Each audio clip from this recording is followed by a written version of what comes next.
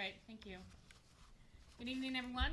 Welcome to our school committee meeting for Wednesday, September 18th. Good to see everyone in the audience. I'd like to start off the meeting with public participation. Is there anyone in the audience that would like to address the committee? Seeing none, I will move on to good news. I have some good news. Great. Being a lifelong learner is very important to... Sure. Okay, how's that? Okay. Being a lifelong learner is very important to us in education, and we have 3 teachers who have earned their bachelor's plus 15. We have 14 teachers who recently earned their master's degree. We have 1 teacher who earned her master's plus 15 recently. We have 4 teachers who recently earned their CAGs, and we have 1 teacher who recently earned her second master's degree. So congratulations, and we continue the tradition of lifelong learning. Deaconess and Minot recently held their open house, so we thank everyone who attended. And finally, tomorrow evening, the middle school will be hosting their open house, and we encourage and invite all parents and guardians to attend. Thank you. You're welcome. Do we have anyone else on the committee that has good news? Yes.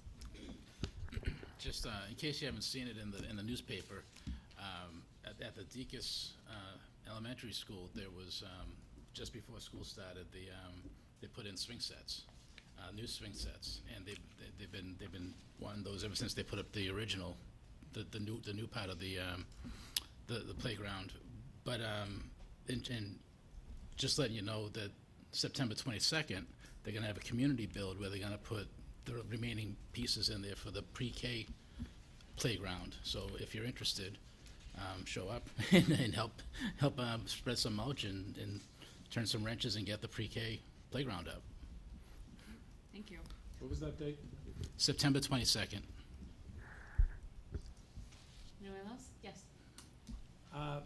Thanks to the efforts of our new superintendent, the Bedford Symphony brought a program that they call Symmetry to both the Deaconess and Minot Forest schools today.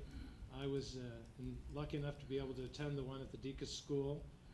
There were hundreds of first graders, third and fourth graders. It wasn't the entire school, but it was a big chunk of kids filling up the cafeteria with a violinist, a cellist, and a clarinetist, and a storyteller, artist, etc.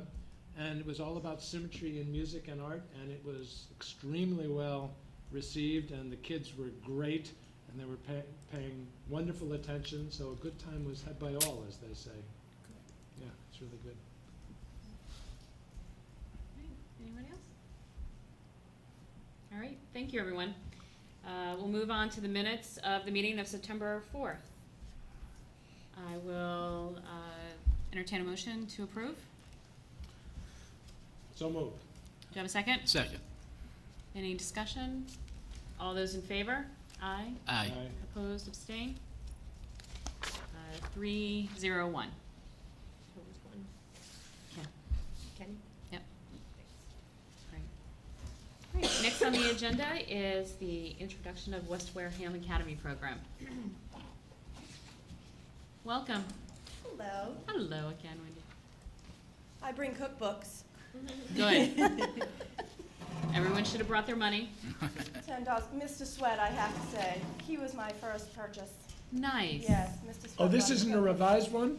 It's not a revised one. You mean I really was one of the first? You really were, Mr. Sweat. Thank you. You are welcome. If he was real nice, he would have set the whole table up, right? Yeah, true. I did the best thing. I didn't cook anything because I would have ruined it. He didn't have money on him, but I sent him to his car to get his wallet to get the money, and he came right back in. I was a little worried. I thought he was going to take off, but he didn't. He came back Thank you in. for pointing that out. I didn't know it was going to be an expensive trip. You got free coffee. That's true. That's very true. So we're here tonight from West Wareham Academy just to share a few of the positive things that have been taking place so far this year at West. And the first thing we're going to start off with is our cookbook. I have a student who really wanted to be here but couldn't. So we videoed him with the help of Terry DiFilippo. Thank goodness, because I'm really not good at technology. Sorry, Ms. Shaverhood. I'm learning. And then I have Mr. Mendes and Evan with us, and they're going to talk to you a little bit about our school store and our entrepreneurship class that we have. And then we're going to turn it over to Miss Keith, and she's going to talk about our latest community service project. So let's see if I can make this all happen.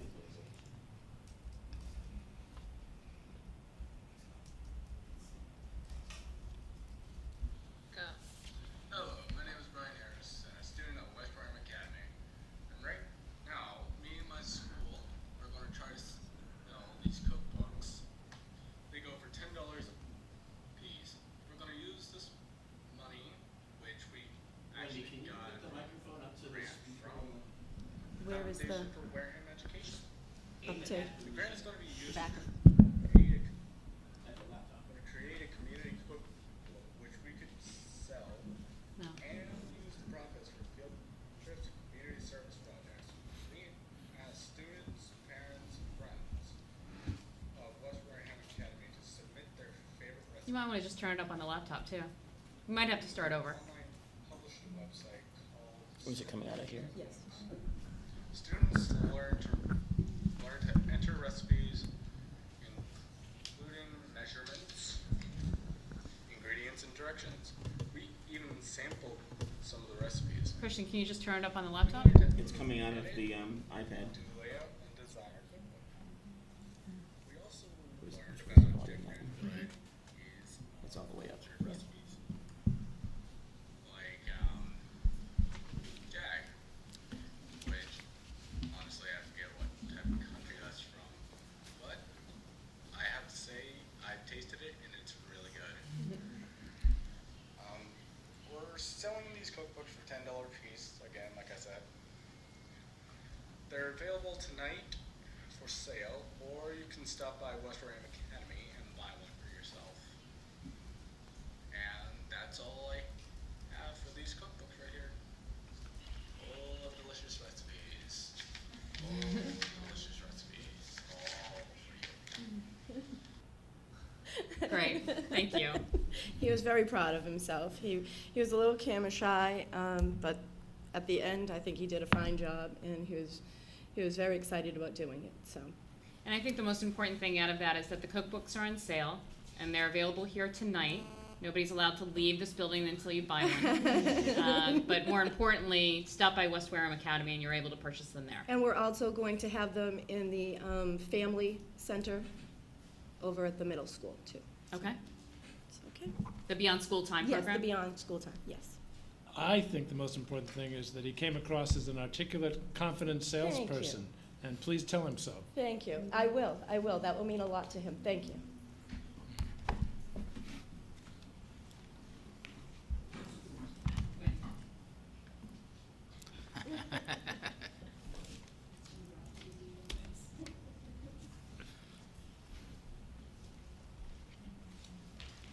Thank you, Ms. Whiteside.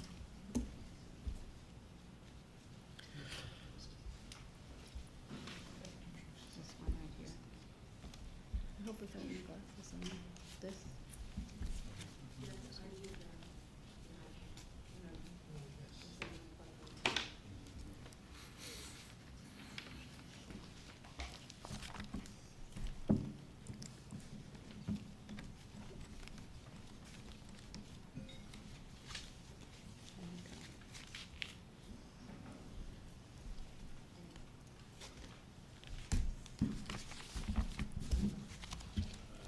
My name is Evan Bryan.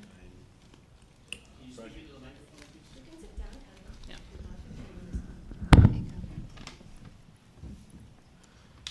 My name is Evan Bryant. I am currently a freshman in West Wareham Academy. I'm here to talk about the school store. The school store is an opportunity for kids to purchase stuff with tokens for a good behavior. And So, the objective of our school store, it's used as a benefit for our students for for good behavior. We operate on a token-based economy, which means we reward by tokens, we equate them to dollars, as Evan will tell you, for good behavior, for many things in terms of education, social, and just everything up to following school rules. And we've taken that this year and we've tied it into an entrepreneurship class.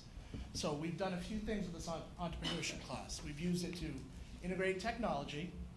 All the students are in that class, and we've split it between 4 grades this year. We'll have the opportunity to run the entire thing, the entire class through Microsoft Office. So they're getting Excel, Word, and then we've got some access to emailing too. It also introduces students to some financial and professional concepts that they may not have had or may not have access to on a day-to-day basis. And it also promotes academics and social interaction between peers, staff, and the community. So Evan, I have a question to ask you. How do you earn your tokens? How do you earn your saves? You can get your tokens or saves by either getting 100% a day, or you can just save one out of your extra, what was that called? What would you call it? Your point sheets? Yeah. Your privileges? Your privileges, and what's the third one? Or you get one on your bonus dollars? Oh yeah, or you can get one on your bonus dollars for doing something extra special. So we reward students, our students, because it's a behavior program to a degree, are not only fall under the academic expectations, but behavior expectations, we use a point and level system. So students who achieve a score above a certain level, on an average, will receive a save as a privilege. They can also receive it for having a full 100% day, which we commonly have. Evan actually has, I think, a 99.9 average right now. He's our 2-time student of the week running right now. Nice. They also, like he had mentioned, go above and beyond. If a staff member observes a social interaction or you meeting a social goal that's a struggle for you, they will try to make light and award that student with an extra token and let them know our gratitude for not only helping us, but helping themselves. So Evan, what can you buy in the school store? You can get school supplies, food, drinks, and right now we're currently trying to put more stuff in it. We had some teachers donate some stuff. Yeah. So some of the things, and obviously snack time is a big deal for any high school student. That's a major factor for us. We also integrated school supplies this year: pens, pencils. You can rent a calculator if you need it for a class, if you need it for a separate class other than math, perhaps, So those are some of the things we can buy, and we want to expand it. We've talked about maybe expanding it to some West Wareham clothing to show some school pride if we can go down that road. So that's something we're looking for. Evan, what are some of the things we've done so far in class? We have done applications online and on paper. We have done surveys, and we have tried coming up with the cost of prices. And the way we do that is we try making not like real money, but we try making money. We treat it like real money, and we try making a profit off of it. So when we talked about making this an entrepreneurship opportunity, some of the things that came to light were we can really teach kids to have a business sense and a sense of ownership and money, which generally they might not have had before. It's a hands-on class, which is great. Obviously, that helps. And some of the things that they've already, as you can tell, have gotten to see: cost and profit, customer service. The students run the store. They made up the hours, they made up the availability, they made up the items. They're also going to be the ones waiting on the other students. So that's a big thing. How to make simple change. Well, maybe if this is 2.5 saves and you have 5, how much you're gonna have left? Sometimes we forget the simple things. How to order and check in merchandise. We take an accurate inventory, we record it in Excel, and we say what's sold, what's not sold. Accounting, working with real records. And then as we move on, we're gonna look at advertising. You know, next week, Evan doesn't know it yet, but next week we actually plan to open, and each student's gonna come up with an advertisement, a poster for different areas of the school, advertising the store. So they're gonna get to see how those things work. Again, Evan, like you said, they've already filled out written job applications, online job applications, so they're getting some access to some different things. We've also like to invite, you know, some people in retail or some different types of businesses into the school. So they'll get to interact with some people in their environment, you know, in their community that they may not have had the opportunity to, and hear from real life people. And something else they're doing, and this is gonna go across the entire school, not just the students enrolled, is each student will get an account, almost like a checkbook, and they will see how many saves they've earned for the week and how many they've spent, so they will be able to keep track on a running basis of their own saves, and this entrepreneurship class will provide that for them. So Evan, what do we need to make the school store successful? We need donations. It's really all about, we want to keep product flowing. We want to be able to move some merchandise. If, say, fruit snacks are lagging behind and we're not selling them, hey, maybe we can talk about maybe not taking a loss, but losing some of our profit and putting them on sale. But we're going to need something to replenish that with. So right now, we're looking for donations or any kind of help we can get to make that a successful process. Anything else, Evan? Nothing. Thank you very much for your time. Appreciate it. Thank you. Nice job, Evan. Very nice, thank you. Very valuable skills. I got you, miss.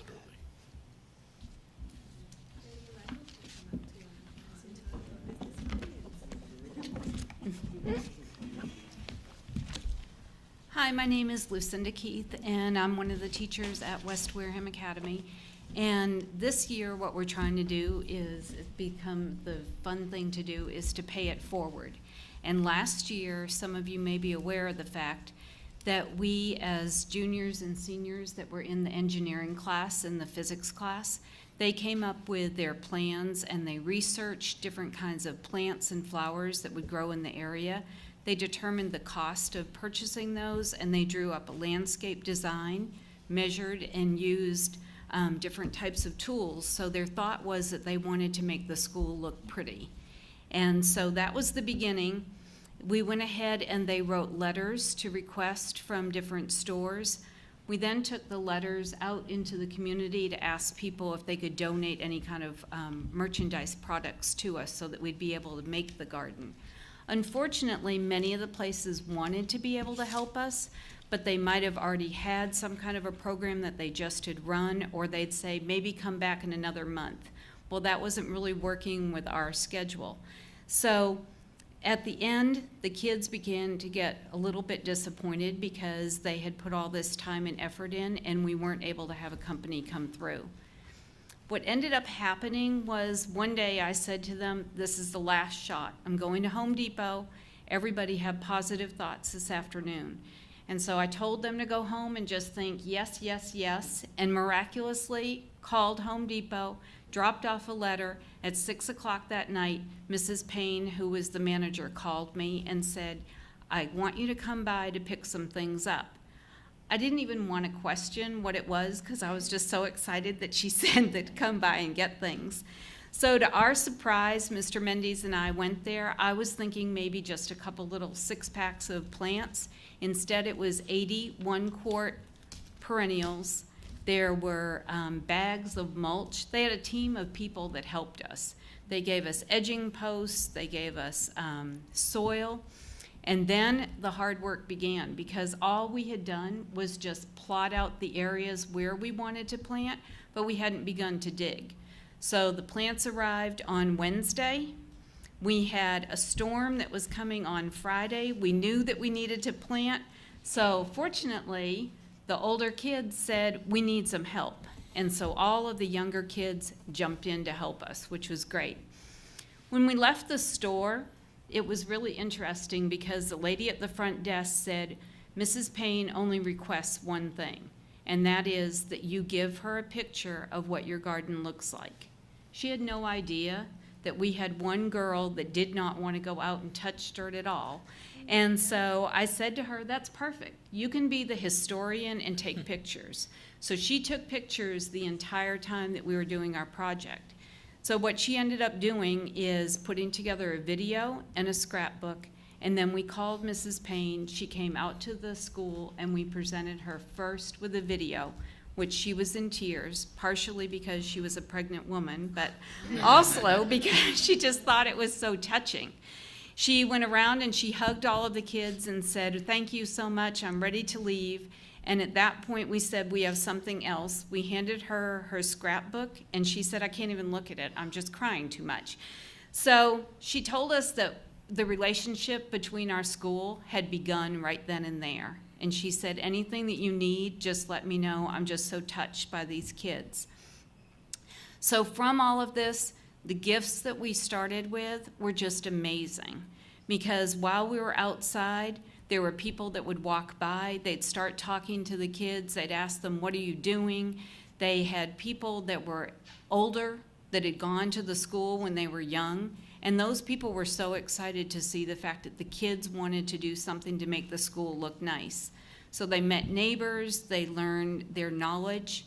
The community of the kids just really strengthened, because that day that they all had to pull together, nobody cared whether you were a junior, a senior, in the 7th grade.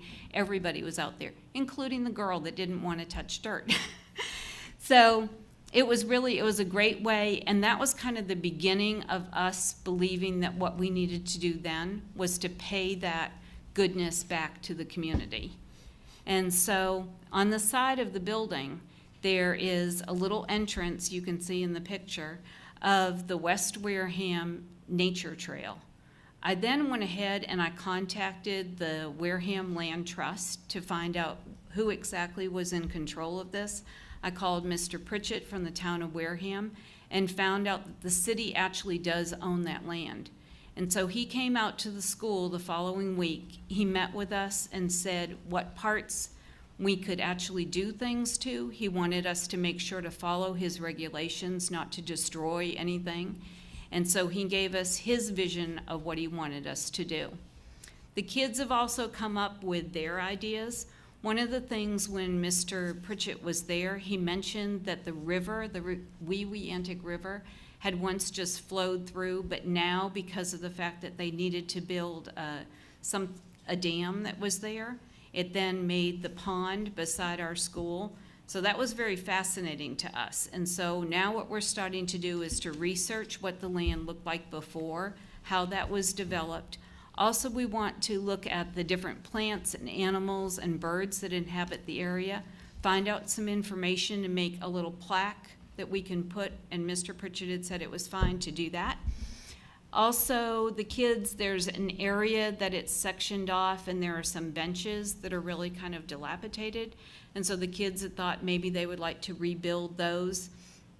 And then through his direction, because we have to be very careful of what we do to that area because of the fact that it is a nature trail, we don't want to do too much. So they are very excited, and this was a quote that we found, that if you have much, give your wealth. If you have little, give your heart. And I think that that's what the kids that are there have begun to do. And I hope that everybody in the community enjoys, will be able to come out and see their nature walk when they finish it. Thank you very much. Welcome.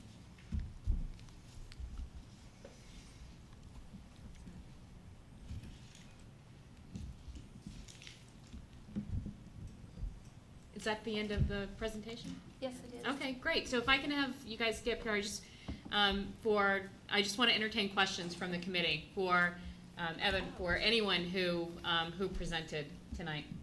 Yes, Ken. So if you guys don't mind sticking close, just so. Okay. All right. First of all, Evan, can you come up here and bring me a cookbook? Make sure you get the money, Evan. Yeah. He's known. That's for the cookbook. Don't leave yet.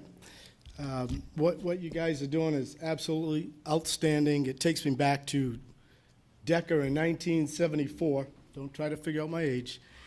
And the school store and the pride that you take in doing that. And I think it's outstanding. And I'm happy to give you a check for a $100 donation to your school store, and good luck going forward.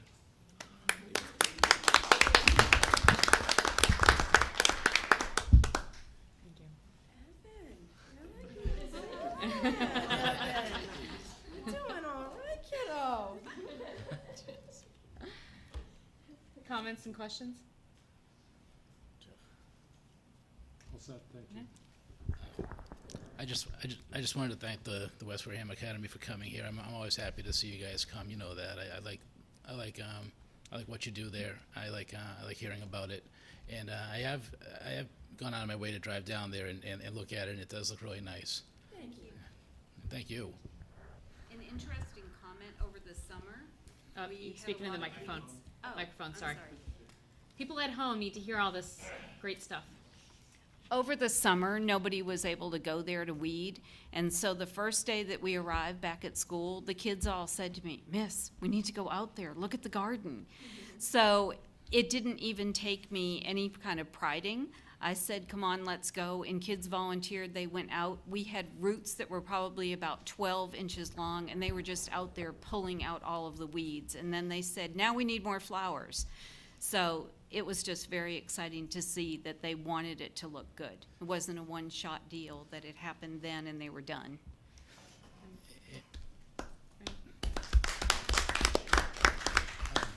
So I want to thank you very much for coming here tonight and for talking about some of the programs that I don't think everybody knows about that's going on within the academy. So again, thank you all. I just had a couple questions. One is, with some of the programs that you have, did the students do any journaling afterwards, just to be able to talk about their thoughts and being able to put that down on paper? They did not do any journaling with the cookbooks. I know in Miss Key's class, along with any of their projects that they do like a research paper or project-based, but not so much as a reflection. But that might be a piece that we would be able to add to our projects. Great. I mean, there's just so many things that they're learning along the way. And, I think that one thing that wasn't mentioned tonight, but definitely came through for me, that you're teaching the students, especially around the Pay It Forward, is that you guys didn't give up. You kept going and going and going until you got the results that you needed, and that's huge. That's a Ms. huge Keith life is very lesson. persistent. Yeah. Yes. So congratulations on that. And Thank Evan, you. hey, I think that you need to start looking into public speaking because you're doing a great, great job. You did wonderful here tonight, so thank you for being here. Thank you. All right, thanks.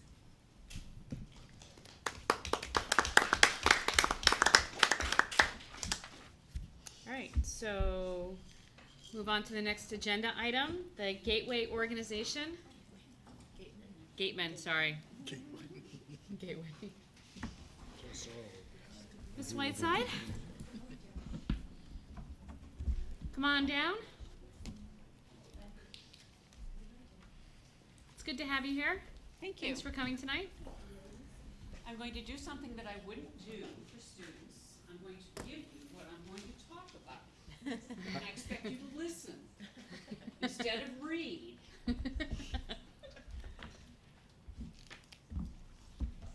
Thank you very much. That's cool.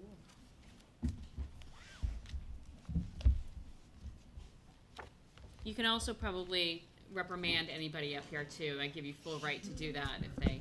She does it all. Thank you. I have the look, so Yeah. I'll give it to you if I need to. Great. I just want to say that was a really fabulous presentation. I intend, as one of the school liaison people from the Board of Selectmen, to report on the presentation on Tuesday and hopefully get you some more donations, perhaps for the school store. I'm guessing maybe things like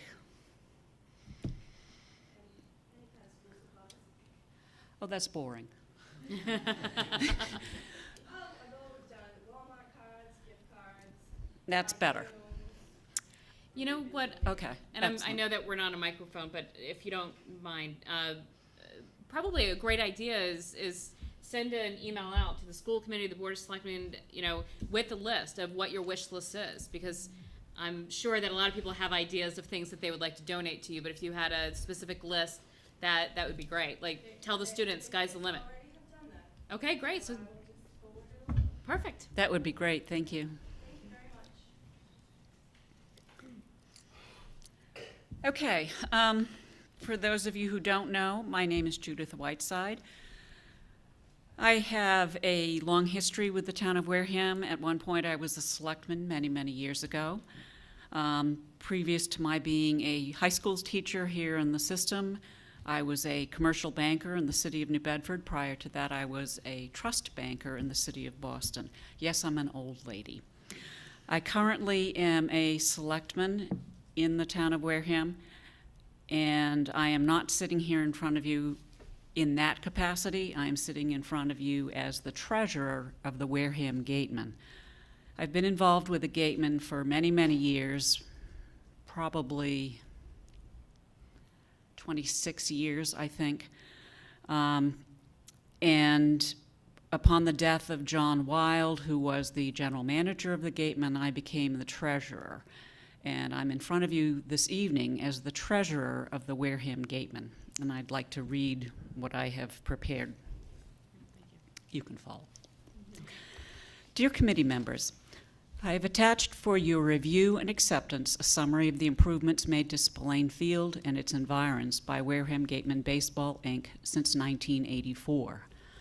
I have given you this many years in summary form because it is not clear whether the Gatemen have, in fact, ever officially presented the information in this format for acceptance by the school committee.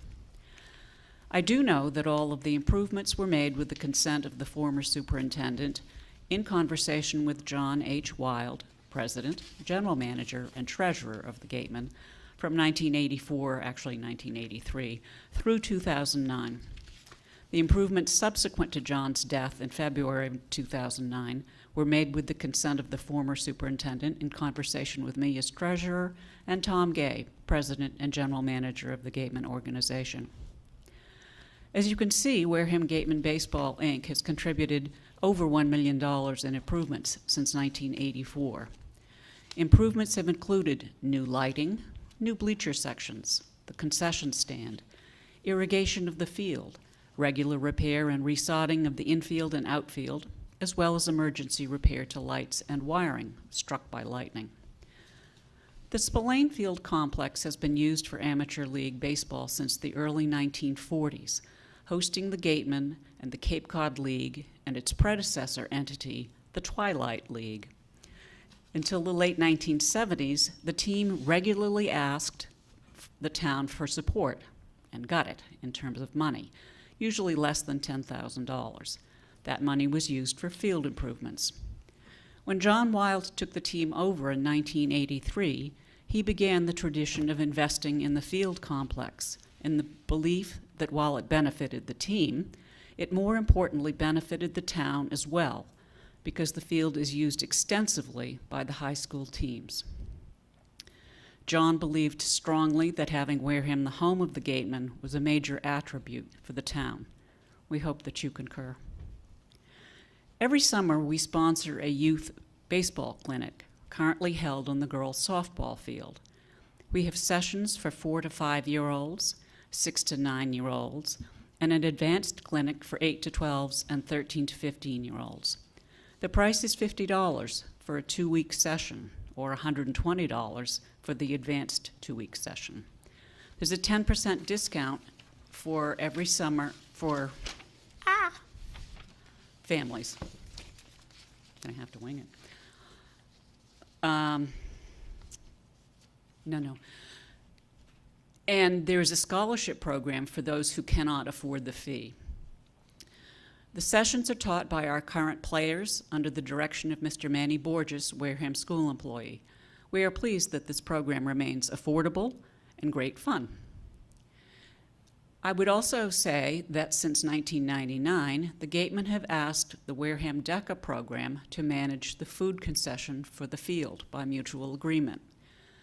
We purchased and outfitted the stand with equipment as requested by Mr. Brian Nebriga in consultation with us. At the end of each season, beginning to lose it, sorry guys.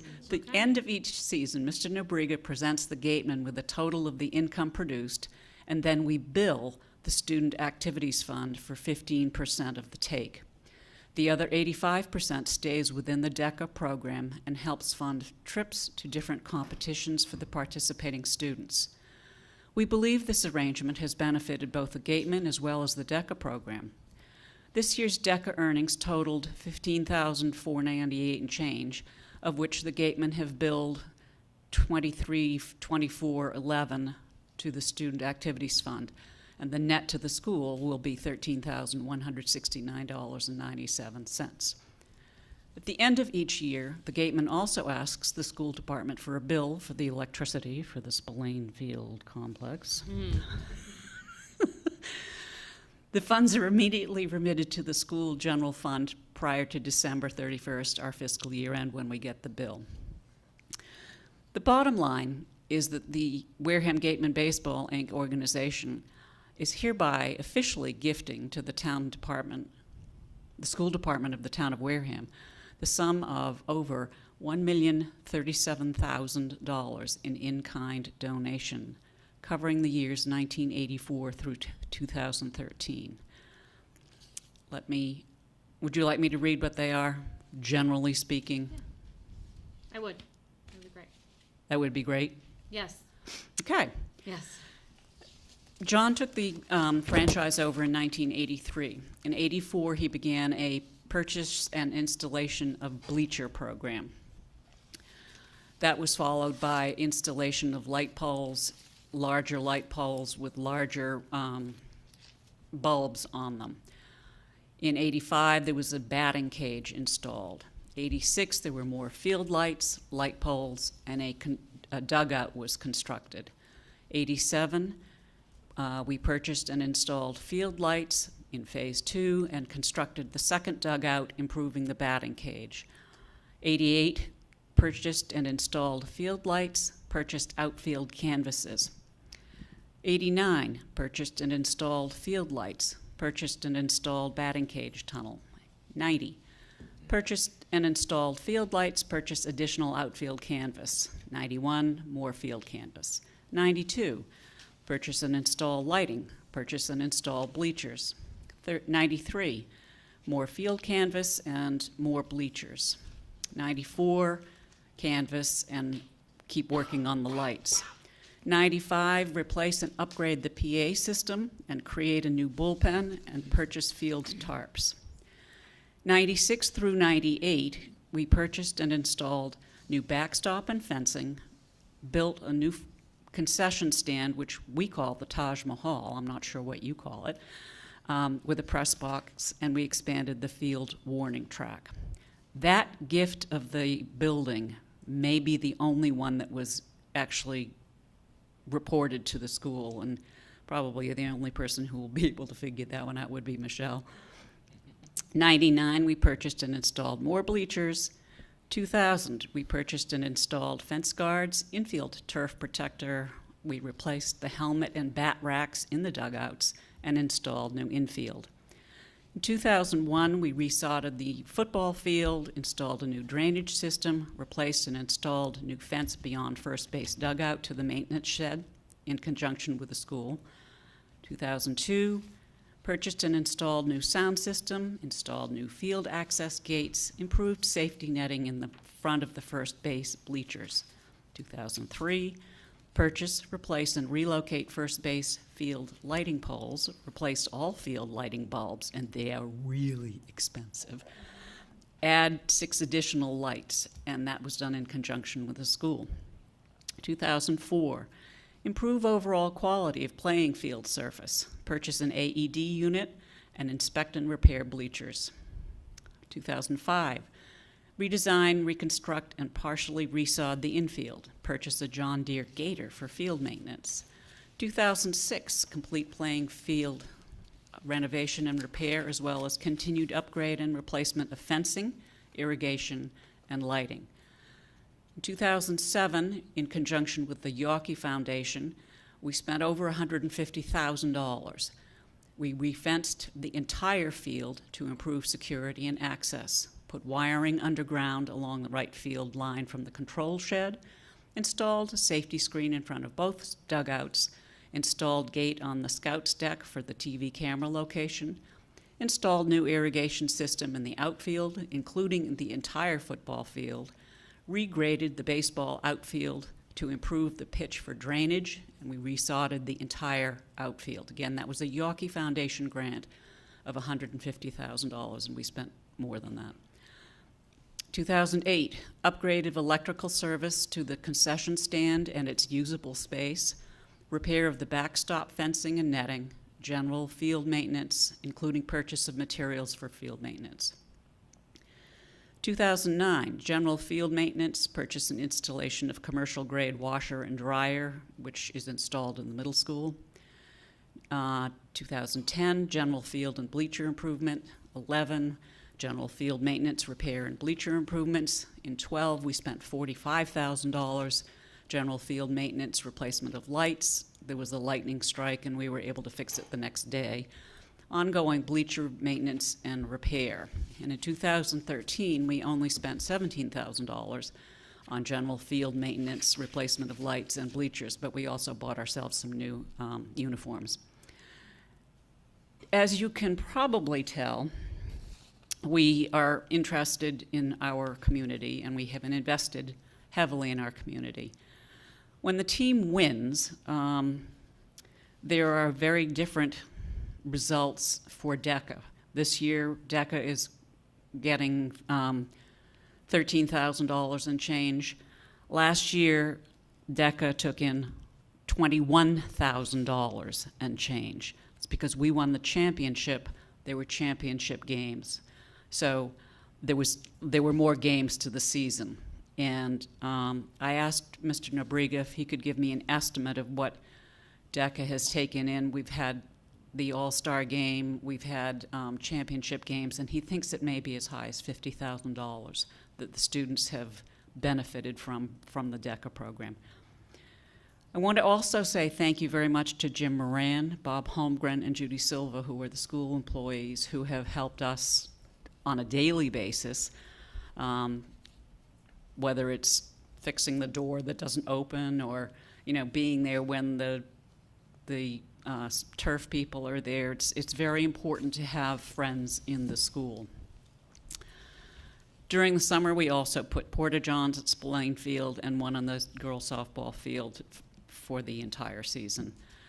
And we have, for the past 2 years, used EH Turf Services, DBA Fair Play Turf Services of Kingston, Rhode Island, which is a firm that specializes in golf courses and other playing services.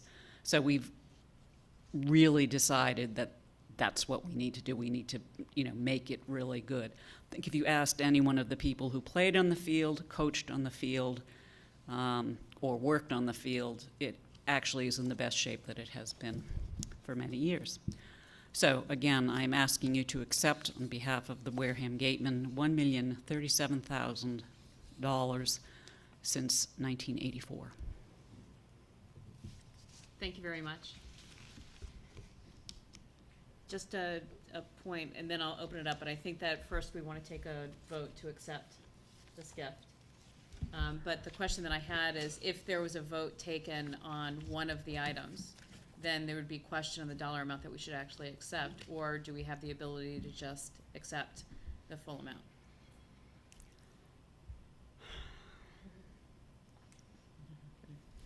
I would think you could probably do it the full amount. It's just reiterating what you've already done in the past. Okay. All right. So before that, are there any questions or comments? Yes.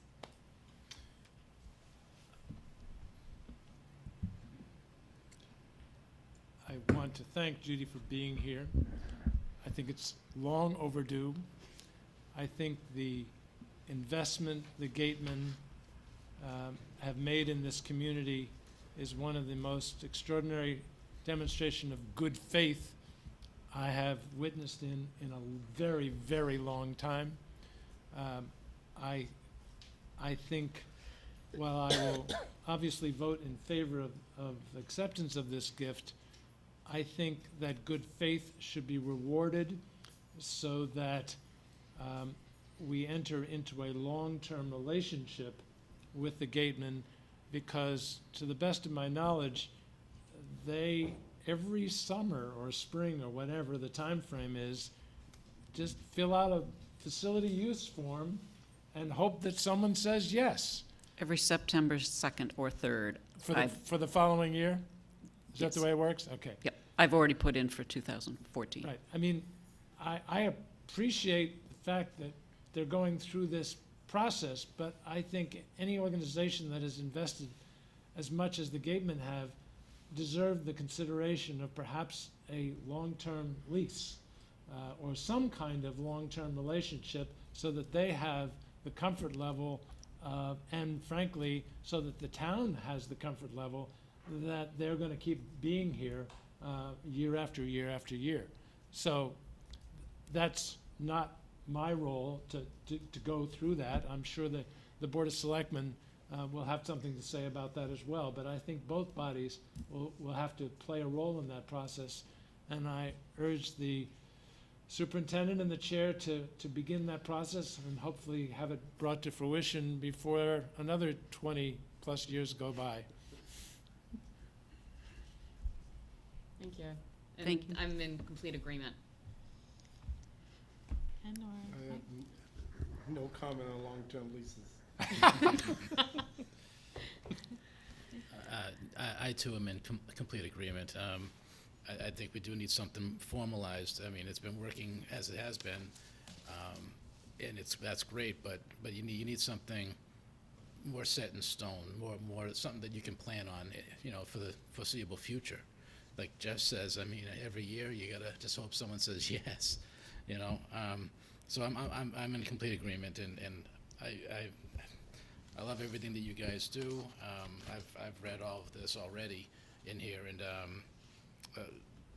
can't say enough about the great things the Gatemen do. And thank you very much. Thank you. I'm also in agreement of the long term. I mean, because like probably you feel or the Gatemen feel on a yearly basis, hopefully that someone's going to sign off on it. I don't want to lose the amount of money that you've invested, and I can't believe that this is just for me coming to light for the first time. I mean, I know that there's been a strong partnership there, but it's great, and I appreciate the time and effort that went into putting this memo together. Being able to really see, and the reason why I thought that it was important for you to read, and from a community perspective also, and we should probably maybe get this letter up online, for the community to also understand the benefit that the Gatemen provide to this town and also to the school system. It's important that we communicate that more. So thank you again for being here. Thank you. Just want to point out that when John Wilde died, he left a major portion of his estate in trust to continue to fund the operation of a baseball team. And my promise to him was that I would stay the treasurer as long as I was able to. So Great. it's lots of fun. And we hope that you come and see us. Yes. Yes. And Madam Chair, thanks for reminding me. I think it would be perfectly appropriate to put this letter in as part of the packet for tonight's, online, so that it's there forever, Great. We do have an electronic version of this. No, we don't. You could scan it. Could I'm sorry? You can just scan it. Okay, we'll scan it in. I was going to ask for an electronic version, but I we can just send get it to you. I'll send it to you tomorrow. Okay. Great. I just want to make sure, do you have anything? No, I'm Good? good. Thank Okay, you great. very much. So I will take a motion to approve the gift from the Wareham Gatemen over the last, how many years? For a total of $1 million, what's wrong with me, $37,000. So moved. Do I have a second? Second. All those in favor? Aye. Aye. Opposed, abstained, 4-0-0. Thank you very Thank- much. Thank you very much. And please send our thanks to everyone that's involved in the Gateman organization. Thank you. Great. Great. Next on our agenda is the school transportation update.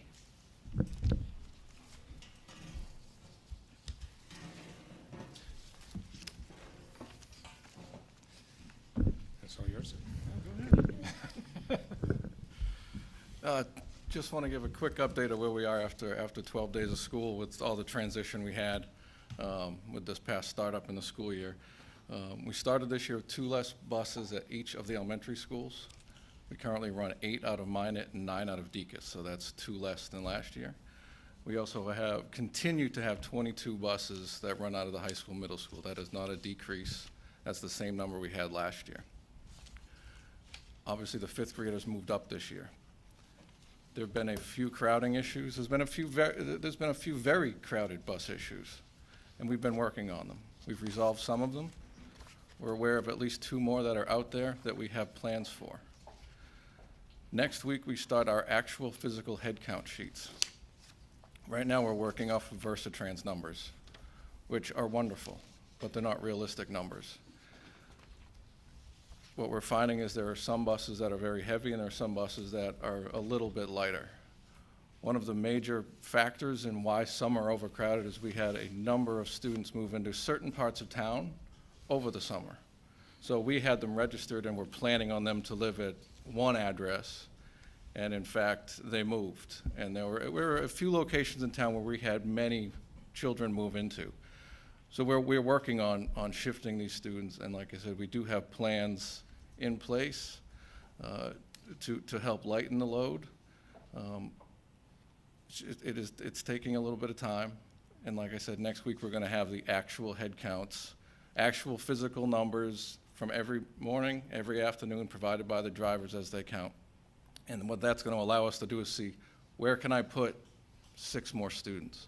Where can I put 2 more students? Where can I shift and have actual real-world numbers rather than working off of electronic numbers, which are only as good as the information we have and the information that we're able to enter. So that's where we are with the actual buses itself. The other major change this year were all buses, all regular education buses, were going to be installed with cameras. At this point, all assigned buses, that means not spares, but actual assigned buses, as of Monday morning, had functioning cameras installed in them. And 2 spares have already been installed as well. And we'll continue to work on that. Now that we're into this, in some of these buses, they've had cameras for as many as a week, and they've actually benefited us already at some points. But we're starting to learn the system. We're starting to learn some of the settings. We're starting to find out some of the tweaking that we have to do. So yes, they're all installed. Yes, they are all working. But as we work through certain settings that maybe one wasn't set for, there's going to be a slight adjustment period and learning period. But like I said, they are all installed and all working. We just learned about a battery issue that we have to switch something over. So they're all there, and hopefully they'll continue to benefit us as they already have this past week with a couple of issues. So those were the 2, I believe, 2 major points we had to cover. Okay. Anything, anybody to follow up before I open it up? Yeah. Okay. Well, I was just seeing if there were any additional comments, but no. So, yep. On the bus issues, first, before I give Mr. Tatro my bad opinion, I'll give him the good news.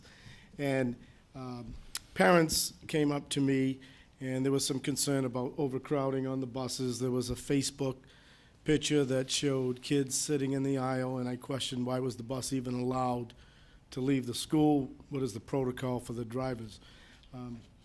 So I sent that to Mr. Tatro and CC, the superintendent, and within a couple hours or whatever, Mr. Tatro had responded that they would take care of the situation, which I found out the next day it had been taken care of. So I want to commend you on that. But again, my concern was, why was the bus allowed to leave with kids sitting in the aisle? And if you have had a chance to review the so-called camera on that bus to verify that.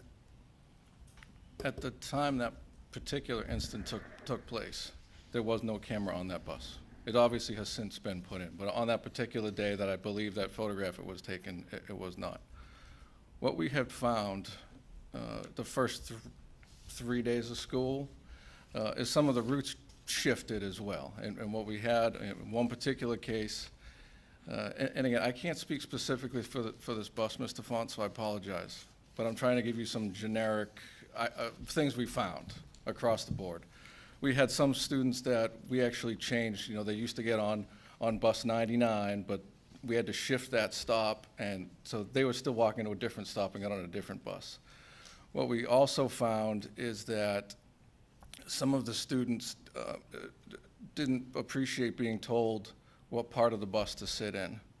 And some of the students crowded towards the back. Where there may have been a little bit more room at the front of the buses, some of the students didn't want to sit in the front of the buses and did kind of flock towards the back. And I did speak to drivers, and that was reported in a few cases. So we have spoken, and all our drivers have been trained to know that the aisle should not be as blocked as it was in that particular photograph. I have ridden behind a few of the buses, more than a few at this point. If I see an aisle blocked, we speak to the driver, but honestly, I very rarely do see it, including my trip to the high school this morning where I was behind a bus and I saw straight up to the console. So that's a few of the things we found, but as we're getting reports, we are continuing to work on them. And like I said, we are aware of at least 2 issues we do still have in town. Thank you. Who's next? Go ahead. Good evening, Mr. Tatro. I think I heard correctly that we lost, when the 5th grade moved to the middle school, you reduced the elementary school buses by a total of 4. Correct. I mean, those buses didn't make their way over to the middle or high school, so I went back to when you first discussed this, you know, back at the July 29th workshop, and I reviewed the minutes, and you know, in order to save money and do it without doing the 3-tier, I'm just going to quote you. Among other ways to save money, you mentioned, it says here, Mr. Tatro explained that he plans on cutting at least 1 bus by reducing the number of buses needed at the elementary level. When did 1 become 4? When we realized we were able to cut more than we thought. But wouldn't there be like much less crowding issues if we moved those 4 or 3? I'm sorry, Mr. Flaherty. If We're we move missing them, 4. I'm just not following you. I apologize. We're down 4 buses. At the elementary level. Right, but those kids are still need to be bused. They're just at the middle school now, and you said that we could lose 1 bus, at least 1 bus, but it turns out we dropped 4. So why didn't 3 of those buses make it over to the middle school runs? Well, we have the same number. We have the same number of buses at the middle school and high school level. Yes, but you have So 200. those- You have 250 more students there, though, right? Correct. So why didn't we shift those buses over there? I get those buses. Those drivers are still working. Just they're not doing an elementary run anymore.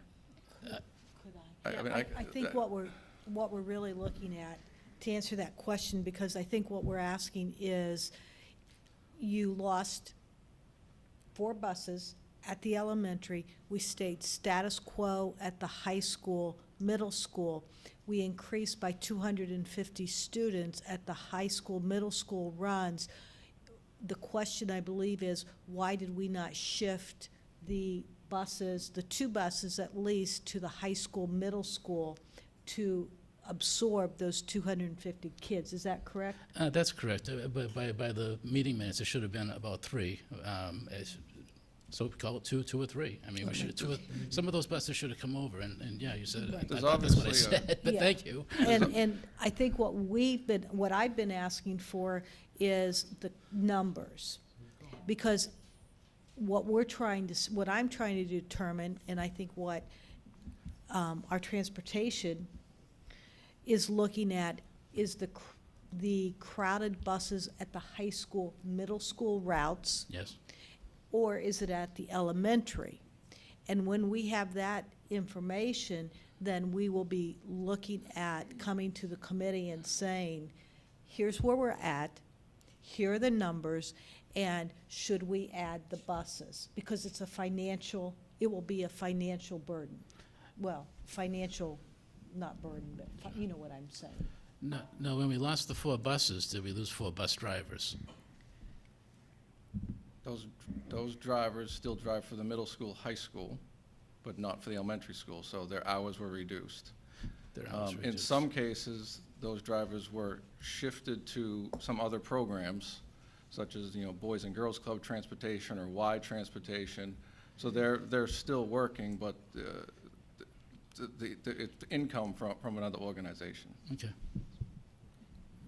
I'll come back to you. I'm all set, yeah, for now. Right, Yeah. Yes? Stop me when I say something that's inaccurate, Mr. Tatro. My understanding of the way things worked literally up until this fall was that the bus schedules were, stops, et cetera, were built off of the list of students that literally theoretically could want service. That, in my mind, was guaranteed to produce less than full utilization because, and this was verified subsequently by the survey that was done, a significant number of students never used the bus, particularly at the junior and senior high school level. So what we didn't know up until relatively late in the summer, really, was what number of students that we'd always counted on having to provide service, in fact, wouldn't need service. So some number could be subtracted from that 250 because those were the people that we had, in the past, had always provided a seat for, that now we knew we didn't have to provide a seat for. It's my understanding that the overcrowding at at the elementary school level doesn't exist. Now, we'll get the concrete numbers to verify that. So that's the good news. The working out process, if you will, is when you combine the fact that we had only an incomplete survey result, which is to say 70–80% return, which is a great return by almost any measure, but it still leaves the potential for a lot of kids in an unknown situation. Working out that plus the combination of all this movement to different locations means that I'm not surprised at all that after 12 days there's still some unknowns. I'm looking forward to those hard counts just like you, but I have full faith in 2 things. One is that when we get the hard data, we'll respond appropriately to the data, and I'm hopeful that we can work it out so that we don't have to have a bus, but if it's needed for the safety of the kids, we'll add a bus. It's that simple. Did I say anything that was in error? No. Okay. Yes, sir. On this, I'm all set. I have other stuff I talked about, but if you have something, go for it. Okay.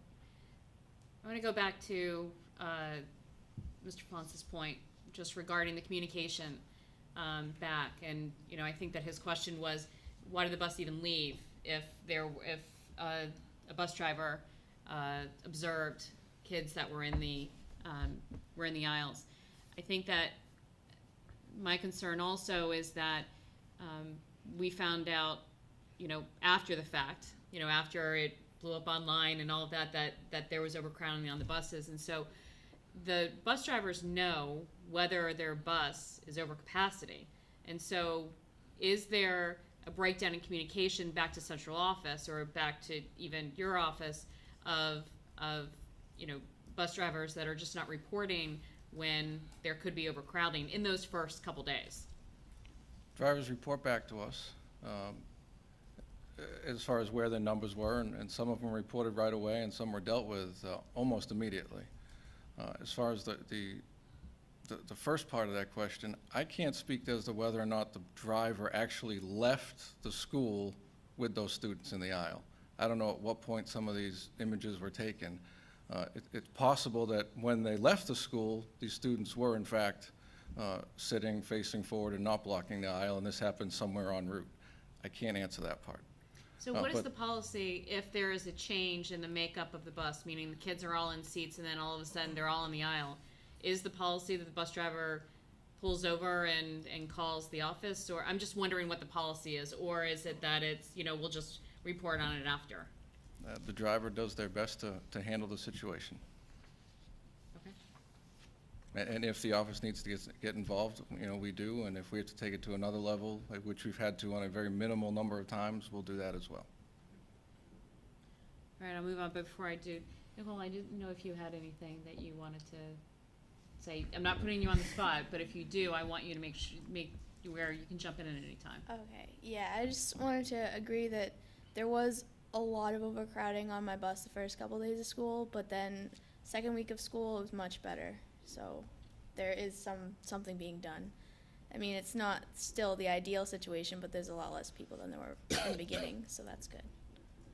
What do you mean by it's Yeah. still not an ideal situation? Like it's crowded, but it's not overcrowded. It's not a safety issue. It's uncomfortable, but it's not. It's the bus. It's not going to be, What makes it uncomfortable? I just know for me personally, when I play sports, I have a big bag and I have a backpack, so it's uncomfortable in that sense. But other than that, I mean, there's no people in the aisles, nothing in the aisles, no more than 2 people a seat in most cases. So it's a lot better than it was the first few days of school. So And to you, it's safe? yes. Okay. Thank you. Yes. About getting the true physical counts, can you repeat again why that hasn't, what's holding that up? A number of things. Obviously, school's actually up and going at this point. So some of the parents that may have been driving for the first week, which is fairly common, or picking them up, they'll start taking the bus or not taking the bus. Also, late buses start. Mr. Flaherty, it's possible we'll find a point where, we have an issue in the morning. So maybe we can add a bus or shift something around in the morning to help out. But in the afternoon with the late buses and athletics and all that stuff, maybe we don't have as big of an issue. So now that athletics have really picked up, athletic trips and stuff, as well as late buses started last week, we're going to actually get some real true head counts of what we can kind of anticipate on a daily basis for every single run in the morning and the afternoon for every day of the week. So it's more, we got to kind of get into the routine of things and find out what actually happens. Whereas, the first week of school, it's confusion. It's confusion for some of the drivers switching runs and the kids. And we had issues where kids in the afternoon got on the wrong buses. Now that people are in the routine, it's a little bit easier to get accurate, true numbers, and that's what we need to work off of. Just so you know, I flagged down the wrong bus the first day of school. Totally flagged down and, where are you going? And it wasn't our bus. Sorry. All right, and just to Mr. Sweat, to your earlier point, like we don't probably meet until another couple of weeks, I think, right? So when will we get the real numbers, and when do we need a committee vote for anything to get everything, more resources if you need it, or? At this point, this is fairly standard procedure. We do these actual head counts every year. It's typically done about this time of year. Like I said, we're starting on Monday. In an ideal situation, we would have started probably today, but we've had a number of issues that have kind of delayed that we've had to resolve with some of the issues that we felt were a little more pressing as far as safety goes. So we're probably a couple days behind where we'd like to be, but with a whole full week next week, we'll have good numbers by whenever the next school committee meeting is, which is what, the 30th or somewhere around there. So. But if needed, you'll have made adjustments before that meeting, I hope. Oh, absolutely. Yeah. Like I said, we've made some, Yeah. and hopefully they've helped. Some people seem to feel they've helped, and like I said, we are aware of at least 2 parts of town where we have to continue to work on. And we do have some ideas already as far as where we could shift a few stops.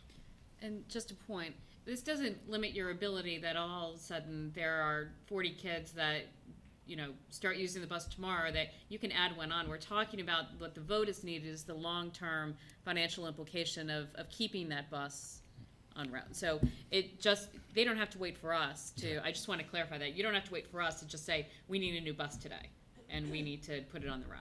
They don't need, you don't need our approval to do that.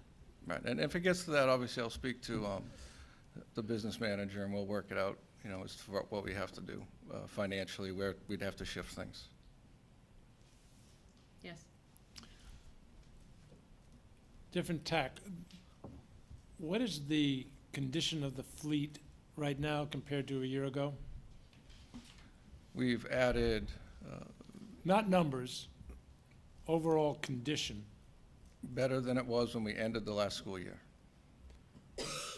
How about compared to a year ago? Better than it was a year ago. Better than what? And is that because the average age has improved, or because the mechanics have just been able to get to things a little bit better, or a combination of both? It's definitely been a combination of both of those things. I mean, our techs work very hard. We're a little understaffed right now, which we're trying to work on as far as some of the routine maintenance goes. But the techs are very diligent, maintain our preventive maintenance system that we have. And then, yes, some of the older vehicles that were costly have been replaced. You know, there's going to be some circumstances where a bus, you know, may outlive its useful life, and I won't have to repair it as well at this point. We can put it in excess fleet, and it'll go to auction or whatever it is that the town does with those, or perhaps towards trade on another vehicle. So it's just, you know, both of those things have helped. The newer vehicles to make the fleet, improve the fleet, and the diligence of our technicians. And finally, just how many 1998s are we still running?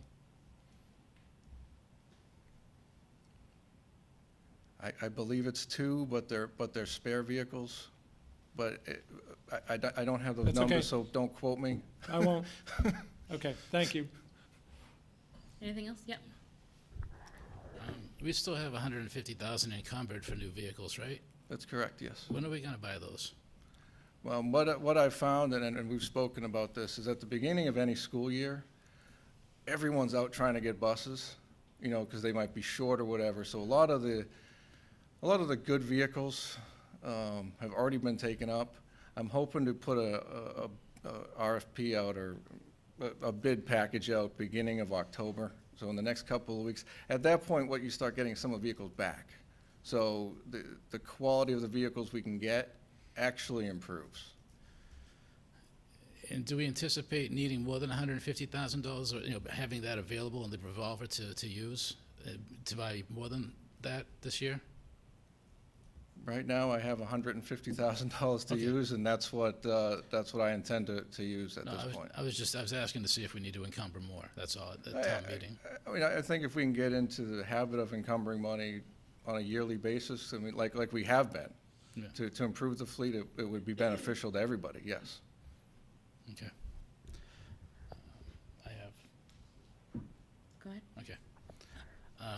That was, not to beat the whole 2-tier, 3-tier thing to death. I mean, we didn't go with the 3-tier, so now the policy didn't change. So what was last year is this year as far as policy goes, correct? As far as policy goes? Bus policy, yeah, the formal bus policy of the Wareham School Committee. Yeah, there's been no changes. And I've read it and reread it, and darned if I could understand it, because I know when we discuss it up here, long story short is, I guess, anyone that wants to ride the bus can ride the bus. Is that the policy? There's no limit. There's no, correct?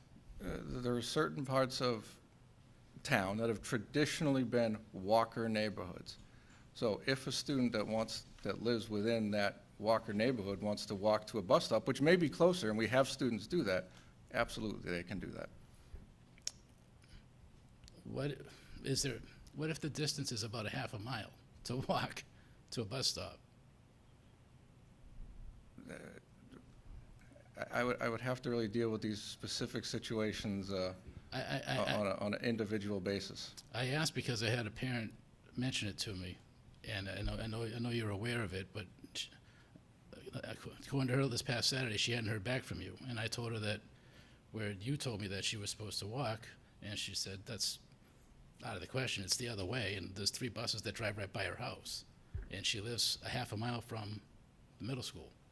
So should So she? is this something that can be worked on? Well, I guess I need to understand the policy. I mean, does that if you live a half a mile from the middle school, do you get bused? Has the policy changed from last year? I'm not aware of any policy There's change. no change that has happened from the last 2 to 3 years when it came to who we've bused and who we haven't. So this is an individual case of, so, I mean, I think we just need to dive a little bit deeper and say what happened last year. They went to the elementary school. This is a middle school person first this year. Okay, but just meaning from a school committee policy that it hasn't changed. Well, it hasn't changed, and I read a half a mile, and they were outside the half a mile by a hair, but they're being asked to walk another 4/10 of a mile the opposite direction to get a bus. Okay, so, but I think that what's important is that is a specific, it's not a policy issue, because the policy hasn't changed. That's a specific issue that needs to be worked through the regular channels is. All right. She'd like to hear from you. Maybe we can talk tomorrow about specifically who you're referring to. I think I know Mr. Flaherty, but I'm certainly not going to mention it Okay. here. Can we so, take it offline? Yeah. So Okay. maybe we can email me tonight or tomorrow morning. Sure. Thank you. Okay. Anything else? Okay. Thank you. Thank you. You're welcome.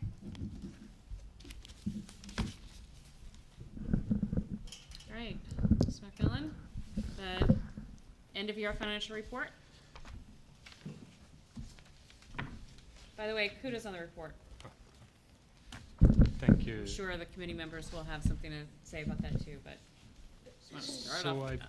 I've prepared a few slides just to pull out some highlights from the paper we circulated last week.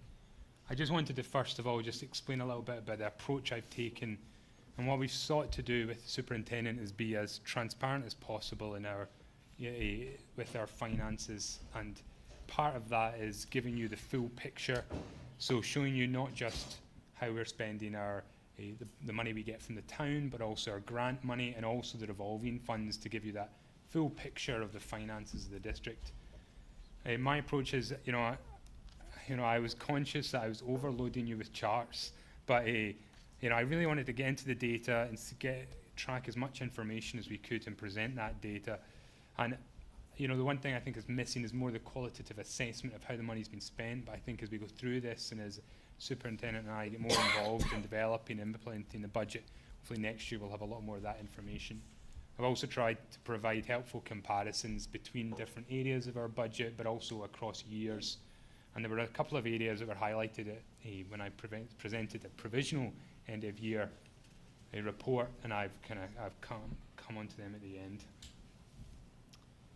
So this isn't quite in the order that it is in my paper, but it is in the paper. But just some of the context for our budget is we've seen the enrollment of students in the district fall gradually since financial year 2008, as you can see from this chart. However, at the same time, we've seen our total special education population and the number of low-income students increase both as in actual figures, but also therefore as a proportion of the number of students. So while on one hand, we have the number of students we have to serve is decreasing, the number of services they require is increasing at the same time. And this just shows the staff we have serving that population. And again, you can see that it increased gradually up to 2011, and since then has fallen slightly. And you can see that the number of teachers obviously make up the largest proportion of that, is what reflects the priorities of the district. So this is at the start of my paper, just the sources, the funding sources that that fund our budget. These are the key areas of funding that we get. So the LEA budget is the money that comes through the town, and the circuit breaker is for to recompense us for our special education expenses. School choice reflects students who have chosen to come into the district and the recompense we get for that, and also the money we get through the transportation revolving account. In actuality, the money we get during the year, in effect, pays for the following year's expenses. So in FY13, this is for circuit breaker, school choice, and it's partly transportation. So for those areas, we're actually partly expect fund our expenses from the money we receive in FY12, and the money we received in FY13 will go on to help fund FY14. So I know that's a little complex, slight complexity, but I still wanted to just show all the money that came into the district last year. So this is just a pie chart that shows how the expenditure last year was split up by major account. As you can see, as you would expect, classroom and specialist teachers takes up the lion's share of that, and instructional leadership is the second largest area at 11%. What I also showed, and this is a representation of a data table that was in the paper. What this is the expenditure by major account over since 2009. And what I also included here, and this isn't in my paper, is this orange line at the very top. That's what the budget would have looked like had it been a 2% increase since 2009. And 2% are taken as a sort of cost of living increase. So I just wanted to demonstrate how for the first couple of years, we kept pace with that 2% just about. But in FY13, we started to see a divergence. So although, and that 2% is me, I'm just thinking about how our cost base is increasing in salaries and so on, but our fund, could have increased, but our funding is slightly below that 2% increase. Questions on this? Does anyone? Oh, yes. So, Shall I keep going? I've got a couple more slides and then. okay, and then we'll open it up. Yeah, so Thanks. a couple other things. We have one of the things I wanted to show is, as I mentioned, comparing different areas. So this is the proportion of the budget of expenditure, by cost centre. That's the red block. And then the percentage of students in that cost centre is the blue block. So you can see that there are some differences between the amount of funding that go to different cost centres relative to the number of students they have. And there's good and sound educational reasons for that, the direction of funds but I think it's worth making note of those different educational expectations. As I said, I've got our grants. I've prepared all the a list of all our grants in the annex to that paper. Our grants, just a note, is that the grants don't necessarily sit atop the financial year, so the dates don't always match the dates of the financial year, which is why you can have a deficit at the start of the year, at the end of the year, and a grant, because the grant itself might actually start in August and end in July, rather than sitting exactly in the financial year. I just wanted to make that point. I've highlighted a few of the bigger grants, but you can still see this is, we get a $2.7 million come in last year through our grants, so it's a significant portion of our expenditure, of our revenue. We also have our revolving accounts, and I've provided a full list of those in the annex. And then the couple of areas that we had that were highlighted when we spoke about this at the last meeting were substitutes. I provided a much more detailed chart in the paper, but it didn't translate well to PowerPoint. And I also just wanted to show that obviously, that as you can see from 12 to 13, our expenditure on substitutes increased. But it's still down from the peak in 2009, but it's definitely a challenge, and it's something that's a priority for us as we go forward and trying to reduce that. As you look by cost centre, it's hard to see a pattern across those cost centres. partly because in 2013, one of the moves we made was to track long-term substitutes at the district level rather than by school. So that means it's easier for us to see the impact of long-term substitutes, but it's, at the same time, it's harder for us to see how that breaks down by school. I can go into that in a bit more detail if you like. But I'll go jump onto my last slide. So one of the other areas that I was asked to look into was in expenditure on operations and maintenance. This is similar to a graph that was in my note, but what I've done is I've removed custodian services because that takes up a large proportion. It is reducing, but by removing that, we're able to see clearer where some of the increases in this budget were, and you can see that there's the orange line there and the blue line. The blue line is network and telecommunications, and that's partly the introduction of the wireless program across the district, and that was one of the big changes in that budget. Another one is heating, and obviously we saw our heating bills across all our properties increase last year. I'm presuming that's largely to do with a heavy winter. But there's also individual issues at some of the schools that we are investigating and looking at what may be causing their increase in their heating bills. So those are some of the highlights from that note, and I thought it'd be worth drawing out, but I'm open to questions. Great. Yes.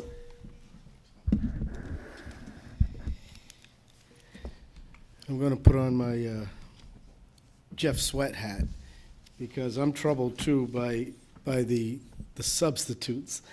And I'm looking at this slide here, especially the high school. 2012 was 96,159 and change. And 2013, we're at that same number, slightly higher, with 3 months to go. That's extremely troubling. Then when you look at Minot, 2012 was 73,000 plus for substitutes, and here we are, $20,000 more with still 3 months to go. And I think Mr. Sweat made a comment a few meetings ago, are we going in the right direction, or we're laying off teachers? Should we be looking at hiring some to reduce the money that's being spent on substitutes is absolutely overwhelming, and I would like this to be one of the goals, not so much goals of the superintendent, to really look into why this trend is costing more and more. I know there's a decline, a little decline in the middle school, and maybe the alternative that I've seen, but that kind of money going out on substitutes is absolutely astonishing to me. So I would like some type of report on if we were to hire a couple or more teachers, would that reduce what is being spent on substitutes? I don't know what's going on in the schools that the teachers are out all this time that we have to do this. So that would be my main concern on that.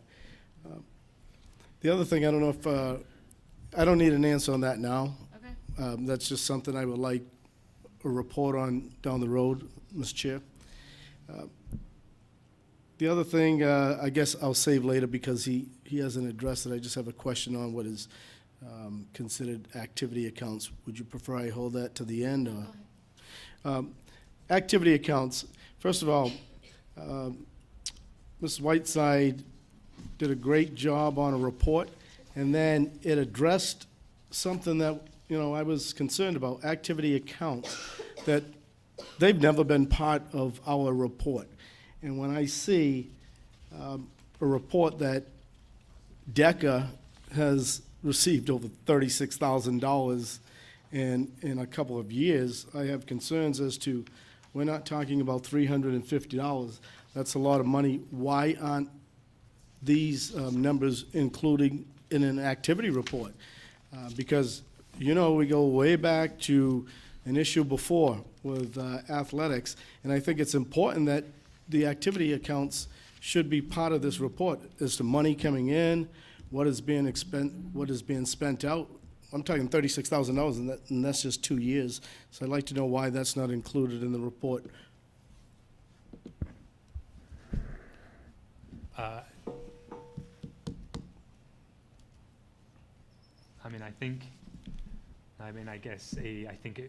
I think going forward, I would like to include it in the report. I'm not sure I've got an answer why we didn't do it this year. Well, I mean, it's unfair to ask you why it wasn't, but I think going forward, I don't know how my colleagues feel, but I think when we're talking that amount of money, that should be included in the report. Yeah. And I think that the question is there a plan to include Yeah, that so going with forward? student activity accounts is one of the areas that the superintendent and I have talked about, and just getting a clearer picture, again, consolidating the picture on how those student activity accounts are being used, and ensuring all our policies are followed, and then reporting that to the school committee.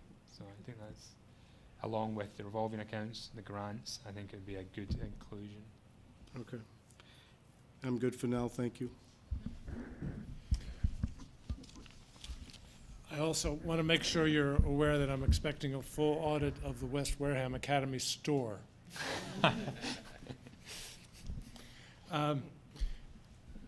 It was an excellent report. I enjoyed reading every word and number. I have a few questions, but I don't want the fact that I have the questions to in any way diminish the quality of what I think you presented to the committee. First question I have is, you have not yet been through the reconciliation of the in-kind, or have you? No, I should have said at the start of my presentation is we haven't actually finished our end-of-year report to the DESE. It's not due until the October 1st. And that whole process, there could be, I don't envisage large changes, but that could involve some small changes to our end-of-year report and overview. And the in-kind agreement is one part that has not been reflected yet. As you know, in-kind is millions. Yeah. And it's not in any way reflected in this report.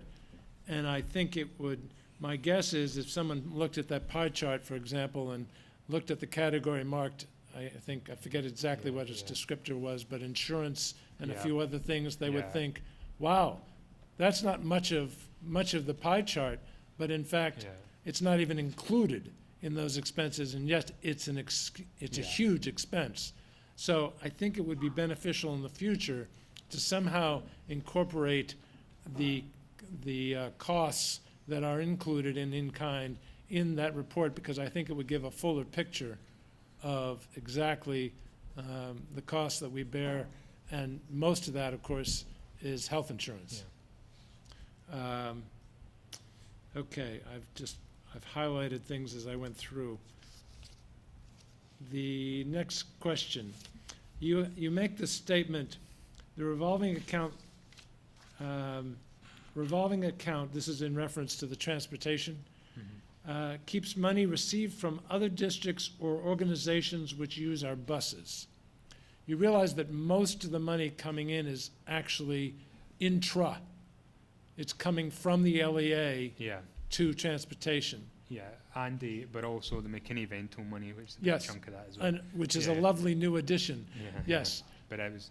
But I just want people in the listening, watching, and maybe even some members of the committee to realize that the revolver is mostly from what our schools pay to use the transportation services for things like athletics, field trips, et cetera. That's a big part of it. And that line, I don't think says that.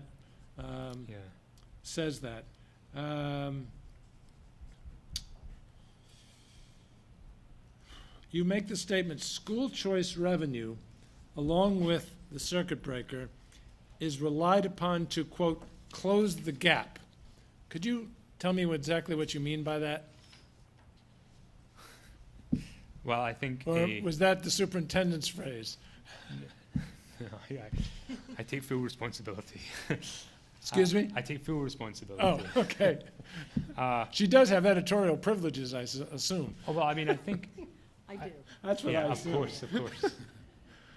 I think I mean, I think at the state level it's recognised that circuit breaker, is provided to help us pay for our special education costs. No, I It's understand that. And so But there are costs. my question is, when you say close the gap, is the assumption every time the school committee creates a budget that people like Dr. Marks overspends, and that's the gap we're automatically, Yeah, what, no. is Well- there a presumption that there's going to be a gap? With Or is this a semantic thing that's not worth talking about? You can say that to me, I don't mind. I think that this, Could I answer that? of course, Okay. please. I think that when we look at balancing and closing out our budget this year, what has happened is we need to look at some of the school choice revenue along with the circuit breaker that is sitting in reserve from the year before to close our books.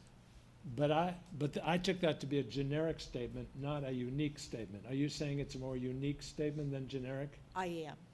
Then I withdraw the question. Fine. Okay, no problem. Sorry. So your concern was that going forward, that we're not looking for kids coming into our district to close a gap because we're overspending. Yes, exactly. Okay. Didn't want that to be a policy, so to speak. And I didn't think it was, but the sentence caused me some concern.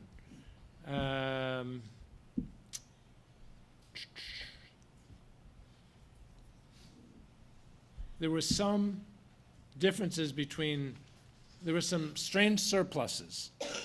And yet, I'm not going to go over them individually. Yeah.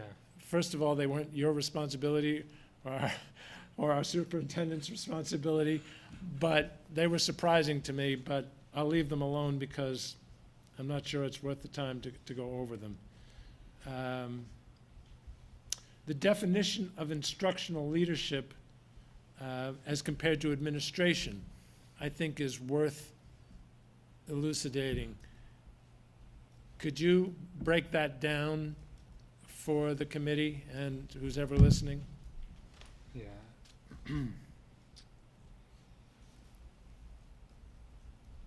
So I mean, I can give you the definitions from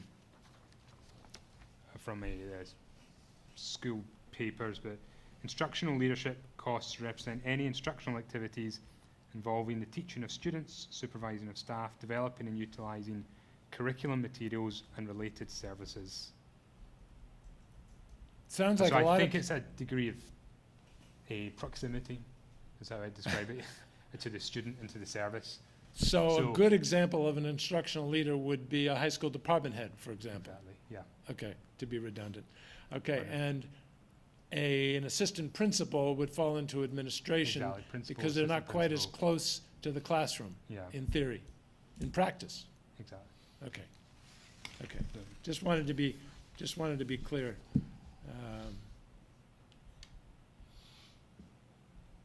Okay, so in my mind, one last thing. The numbers that we're seeing at the very top, even though if we get school choice money, circuit breaker money, et cetera, when does it actually arrive into the school district or into the town, if you will? Yep. And is therefore available? I know the calculation of the circuit breaker is quite interesting and very difficult to predict from year to year. But when does it actually physically arrive and is available to use? A school choice is monthly, just Monthly? as of this year. Yeah. So we've started to receive those payments. Okay. Circuit breaker is we've just had the first payment. We've just had the first payment of circuit breaker. We've had the notification of the amount, sorry, not actual payment. The payment will come later in the year. I don't know exact dates, but I can find So them for you. during this fiscal Yeah, year, yes. we will be getting monthly payments related to school choice? Yeah. Okay. And how many circuit breakers payments do we get in a year? I need to check that.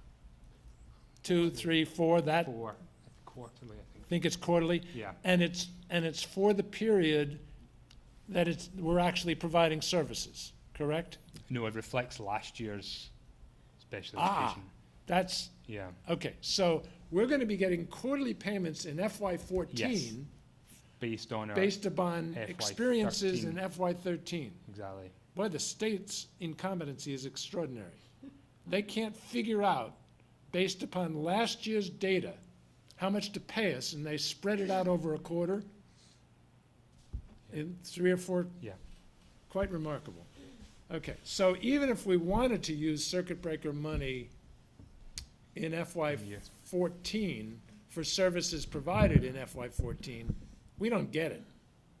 It's that simple. Exactly. Okay. Thank you. I trust I haven't confused anybody else besides myself. Mike?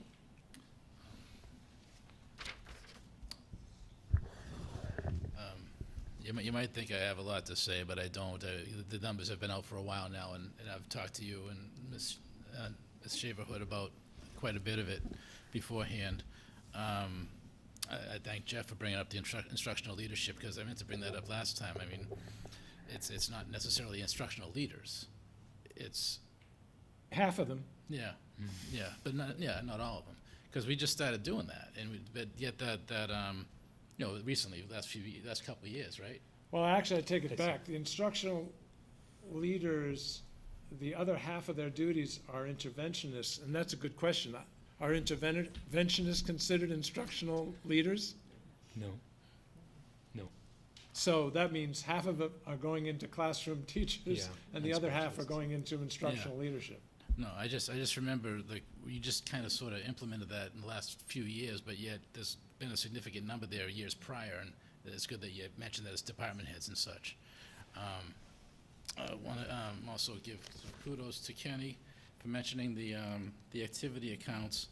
I mean, he and I were on the budget advisory committee last year, and neither one of us could tell you anything about those accounts, but we need to know, and I went back and forth with the previous superintendent in the last couple months, and basically they told me to make sure to address it with the new superintendent. So I'm glad to see that's happening. So anyway, and also I want to give kudos to Jeff for mentioning the in-kind. I think it's important to do sort of like we did at the very end of the busing apples to apples, where the town administrator wanted us to put the in-kind for the bus drivers' health costs and such, so that we see the true picture. Even though I guess we don't have to, we really should put that in there. And other than that, I just want to say like I said, the moment I got this report, the second I saw it, it was like a breath of fresh air, and just the format, the template. So I was really happy to see that, and I think you did a good job with that.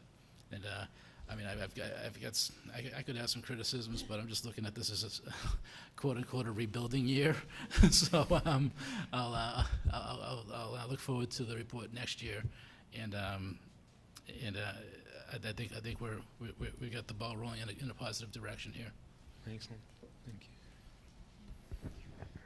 Well, and I think even going into next year, I mean, the format and the amount of detail that's in here, what's going to be great is that we're going to be able to take pieces of what you've presented here and put those into our monthly reports. Yeah. And I think that what's great is that we're able to see here exactly how you're able to split up the data. And one of the pieces that I was a fan of was when taking a look at how you were able to break out. I think before we just said, here's staff. And staff, we would have a pie chart, but it was like 46, it was a huge number, and it was just staff. We were never really able to go in and take a look and look at the percentage of, say, administration compared to teachers, and start doing some of that analysis. And so that was one of the places that I was really excited about. And also just, again, being able to now take some of these pieces and dig, really drive down into some of our monthly reports just so we can really see where we are. Can you just remind everyone again, when you talk about the overall funding, that we went up in the LEA by $254,000, and the reason the LEA went up by that? During the year, Mhm. that was due to, as we completed the end of year report, to the DESE, and they recalculated our funding. Then So wasn't that, so what, we you know, found so- $254,000? Sadly not, but the DESE increased our funding. Just wanted to make that clear. We expect him to do a better job of finding money, don't we? Oh, absolutely. Yeah. Yeah, no, that's important. Saving on lights. You made the point in the report, but I'm wondering if, I don't know if it's you or if it's Dr. Marks to go in a little bit about, we hear a lot about the decrease in enrollment when it comes to the number of students that we're actually serving, but then when you take a look at the low income as well as the SPUD population that's going up, what that true cost is to the district. Can we talk a little bit more about that now, or maybe we'll save that for another time? But I think that's important to communicate what that cost per pupil looks like compared to educating what is, a regular ed student. So what that looks like when it comes to per pupil. I think it would be important to talk about a little bit, because I think that will explain as we start talking about, it's not apples to apples when you're talking about decrease in enrollment, that automatically you can decrease across the board, that when you take a look at the population of the students, that does increase the amount of money that you need to teach the kids. Yeah, I think I would like to come back to that at a later meeting where we can, gather some of the data to inform that discussion, because I think it'd be helpful. Okay. And then the last thing I'll say is when talking about the revolvers, and I think this is going forward, and we talked a little bit about this, is being able to talk about how much is already, I think maybe Jeff brought up this before, somebody did, how much is actually earmarked, that it's not just free money that's out there. Yes. So we've started to collect that data for our next monthly report, so we'll provide that a synopsis. Okay. Anything else from anyone? All right. Thank you very much. Thank you very much. Next item on the agenda is the Hammond School lease. Ken, I didn't know if you wanted to recuse yourself during this part of the conversation or not. I wanted to leave that up to you. I'm not sure there's anything to report, but I'll leave that up to the superintendent. Okay, but just so you know if you wanted to. Okay. It will be on the Board of Selectmen's agenda for next Tuesday night for the vote. We are hoping that it is then put to bed. We've had conversations with the child care. We are proceeding with the child care, looking at. Wareham Child Care? Yes, a lease of the bottom floor of the other side for Hammond School, which would still leave the second floor opposite where the Boys and Girls Club are occupying as vacant. The Wareham Children. Wareham Child Care. Wareham Child Care are not interested in leasing the upper portion of the Hammond School. So at this point, this is where we're at. We hope to bring it back to the committee with the approval of the selectmen, and then we will be able to have this discussion ended. Questions? Okay, I just had one. So,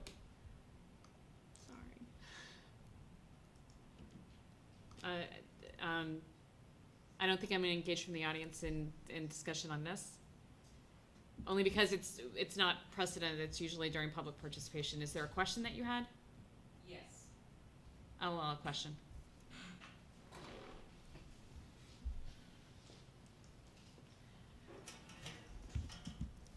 My understanding is that the selectmen are looking to you for what your preference is before we will sign off on it. I think that's part of the reason that we didn't finish it up last night. Okay. That's not a question, that's a statement. Right. Yeah. I know not to allow that again. All right, but it's something that the superintendent will report back to us next week. So if there's additional conversations that need to go on between you and the chair of the Board of Selectmen, please do so. Yes.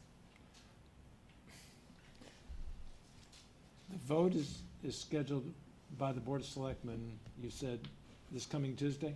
Correct. Okay. I'm sorry, I can't help but register in my mind what I just heard from a member of the Board of Selectmen. And that sounds like they're looking for guidance, but they're from the school committee. Is it from the school committee or the superintendent? Because if it's from the school committee, the only opportunity for us to discuss that matter is now, isn't that correct? The only thing that I'd say about that is that there is direction from the school committee, and that was because of the vote that we took regarding the direction or the tenets of the Hammond School. We took one vote many months ago, right, when we thought there was only one applicant, one person, one organization that wanted to use the facility. Then the RFP went out, and now there are two. So too much has changed for our original vote to be meaningful in terms of giving direction, if that's what they're looking for. And I guess the reason I'm bringing this up is because this has dragged on for a long time. And I don't think we want to have it keep dragging on for the sake of everybody. And if they're looking for guidance from us and we don't provide it, they might not even vote on Tuesday, is what I'm hearing. Okay. So, not that I'm looking forward to this whole process, but I do think we owe it to the people involved in this to give guidance if that's what they're requesting. But I'm a little surprised that the member of the Board of Selectmen, I'm surprised we didn't realize they were looking for guidance from us. And it sounds like that was a surprise to both you and the superintendent. So before you say anything, so from what I understand in last night's meeting was that they have decided to delay the vote and that there were questions. What I am assuming is that if they need guidance, that if it's just one person or that they will be asking for the guidance. But I did not hear that there was any confusion, that there was a lack of their understanding of where the school committee stands.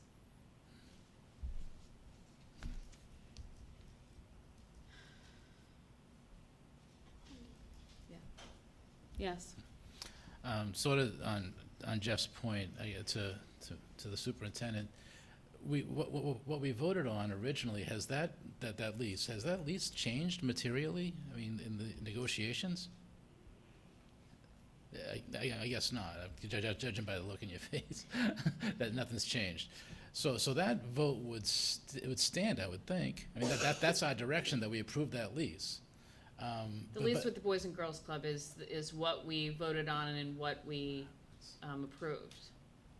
So if there is another use for that building, I'm assuming that if the Wareham Child Care is going into that building, it's something that we would need to approve also. What has happened, and let me just backtrack in case for clarity. The Boys and Girls Club received the vote from the school committee to occupy the building. It then went to the Board of Selectmen, and please correct me at any point if I'm misspeaking. At that point, Wareham Child Care raised the issue and things skidded to a halt. Would that be correct? To the best of our knowledge. They submitted a competing proposal. Correct. At that point, the use of the building was looked at for the Boys and Girls Club, Wareham Child Care, and CETA. Because we were not moving forward, And because of other possible facilities that CETA could occupy, we invited the Wareham Child Care to come and meet with us. Michael was present, the town administrator, the chairman of the Board of Selectmen, and the Wareham Child Care, and their attorney. We sat down and had a discussion about an alternative. The alternative was the other side of Hammond. They hadn't thought of that. Since that conversation, Wareham Child Care has toured Hammond School, looked at the area that could meet their needs, and would like to continue the conversation to occupy the bottom floor of Hammond School as you enter, and it's in the cafeteria area, and there's a few other little areas off. That would meet their needs. Because of that, that would leave the second floor of Hammond available. Because we're coming to an agreement or an acceptance, it would be our suggestion, or my suggestion, to move the lease forward with the Board of Selectmen and to have them acknowledge that, yes, it's going to the Boys and Girls Club. Because of this dragging this out, I believe that the Boys and Girls Club have lost grants totaling approximately $70,000. We need to service the students and the children of Wareham. And we feel like coming to a compromise, as we have, is basically a win-win situation for our children in Wareham. We also feel like if we could have conversations with CETA, we can also facilitate the adult learners and the potential adult learners in Wareham.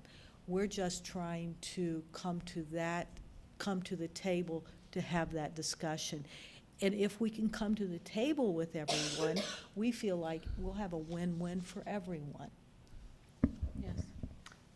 Am I correct that the space that this committee approved for the Boys and Girls Club is exactly the same space for which an RFP was put out by the Board of Selectmen? And the question before the Board of Selectmen on Tuesday is whether to honor the decision of the school committee to extend a lease for that same space that was originally put before us many months ago. That's my understanding, yes. Well, if that's the case, then I agree with the chairman that what is there left for this committee to do, because we've already expressed ourselves, which is why I'm surprised that they're looking for guidance. Right. What I would like to ask is that if there is a question that needs to be answered to the Board of Selectmen, that is asked from the superintendent or to the chair, of any kind of clarification that's needed, that goes into that. But I don't want to engage in, a conversation where our wishes are known. That's exactly what we would like. Okay?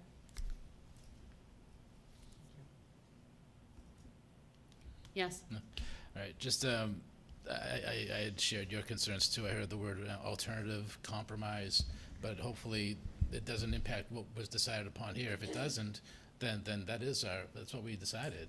Number one, if they do need direction, I suppose they would need, our input on CETA and the child care, but I don't know if they're looking for a package deal or just the And I'm sorry, were you finished? I'm done, yeah. Sorry. And I think that it's important. I think that we all have questions from last night's meeting, and I would love to engage in conversation and have the board ask you questions, but I just don't think it's appropriate. I think that it's more important that if there is any additional information that the Board of Selectmen need to be able to make their decision, that does come to the superintendent and the chair. I don't want to get into speculation of exactly what the entire Board of Selectmen needs and get into, that kind of conversation here. I don't think it's appropriate. May I just make a statement that Mr. Teitelbaum is looking forward to speaking with you and Ms. Shaver-Hood about what you just said. Yeah, and I did have a conversation with Chair Teitelbaum today, and there was no question that came up of what they would need. So I think that's the reason why if there is any clarification that's needed, please bubble that up and then get it to the appropriate people, and we'll answer any question that's needed, so then we can just put this together. Thank you, Ms. Whiteside. Anything else? Hi. Is Ken back in the room? Oh, hi. You want to come back up? All right. Acceptance of gifts. I would recommend that the committee accept the following gifts. 12 $50 gift cards to be donated to children for the use of purchasing school clothes or school supplies. This is from the Onset Bay Association, the Junior Onset Bay Association, and the Women's Charity Group in Sandwich. I'll take a motion to approve. So moved. Do you have a second? Second. All those in favor? Aye. Opposed, abstained, 4-0-0. Thank you very much. The second one would be 20 gift cards from Walmart for teachers at the Wareham Middle School as part of the PBIS initiative. Great, I'll take a motion to approve. So moved. Do I have a second? Second. All those in favor? Aye. Aye, opposed, abstained. Did you second it? I don't see hands when I'm typing. What? And she's also sick, so we want to yell, please. 4-0-0. Thank you very much. Told me that. Okay. Chair, Yes, excuse me. Could I suggest that you accept the donation that was given tonight? yes, thank you very While much, we're Michelle. on the table? I would entertain a motion to accept the generous gift from Mr. Fonce for $100 to the West Wareham Academy School Store. So moved. Second. All those in favor? Aye. Opposed, abstained? Do you have to abstain? Yes. 3-0-1. Thank you, Michelle. All right, moving on to the superintendent's report. Thank you very much. I had passed out this evening the budget process draft timetable. Yesterday, we met with the finance chair, the chair of the Board of Selectmen, the chair of the school committee, Michael and myself. We met, had this discussion about arriving at the following dates in January. Prior to that, though, there's several pieces that need to occur. We've outlined this for you, and we would like to have further conversations at our next meeting about our timeline. So this is for your information, for your review, and then we will be proceeding in October. Yes. Is that our next meeting? October. And I just want to add on to that, because Mike, you had a question at our last meeting. It was a very good meeting where we basically laid out, the town administrator laid out his timeline. We also looked at our timeline, and they're definitely off, and we've known that for several years. And so there's a couple different things that are going on. One is looking at if we need to actually go for a charter change when it comes to when our due date is of our budget to the town administrator. I think that everybody in the room yesterday was in favor of that, but again, we have to go back to our respective boards, and that's something that we'll do. It's not something that's going to be ready for this fiscal year, for this town meeting, but maybe for the next town meeting. Just something that we want to take a look at. The other thing is that we asked at that meeting, so it talked about timeline and making sure that we're all on the same page of what kind of discussions need to happen leading up to that. What are the pieces of information that the TA needs and the superintendent needs, so then we can actually meet the deadline of 12/15 of a balanced budget. because we all know that that's still a number that, because we don't know everything that's coming from the state, but that's what we're shooting for. So at the end, we did ask the question, what are some of the reasons, or what would the agenda look like if the Board of Selectmen and the FinCom and the school committee all met? What would that agenda look like, and what would be helpful to our administrators, the town administrator and the superintendent? And we asked them what would be important, what would be helpful to them, so then we're not just meeting for the fact of meeting. The superintendent and the TA have agreed within the next month to discuss some of the proposals of cost sharing, of opportunities to collaborate, to combine functions, things like that. And they thought that it would be useful that then that is when we would get together as a group and that they would present to us, so then the school committee as well as the Board of Selectmen with input from the FinCom could then talk about what some of those proposals would, what additional information that we'll need, what are, and just really debate some of those proposals. So, something on the table as an example is technology, and, so what are things that we can do? It's a real agenda item that would be useful for our two administrators.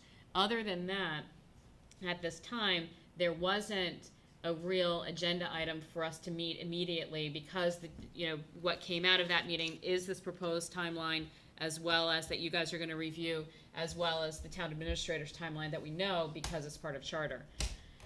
That is a long-winded way of basically asking this committee, with all that information, is there any agenda item that you feel that would warrant the boards getting together before what the TA and what the superintendent would be asking us to do? Is there anything at this time where you think that it's important for the committees to meet to discuss? And if you don't have anything tonight, then let me know. But I did think that it was, there wasn't a lack of desire for any of the boards to meet. It was just, we want to make sure that that meeting is productive, that there's a true agenda, and that there's real output that is going to be helpful going into this budget process. Yes?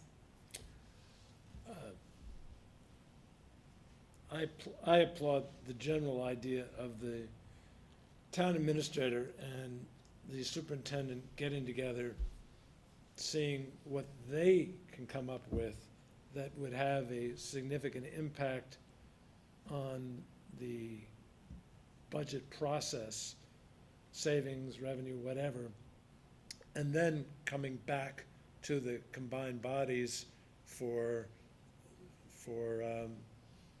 an endorsement, so to speak, of that direction. I don't think the ideas need to be fully fleshed out when you come back to us, because it may be that that's wasting your time if the combined committees say, nice idea, but no.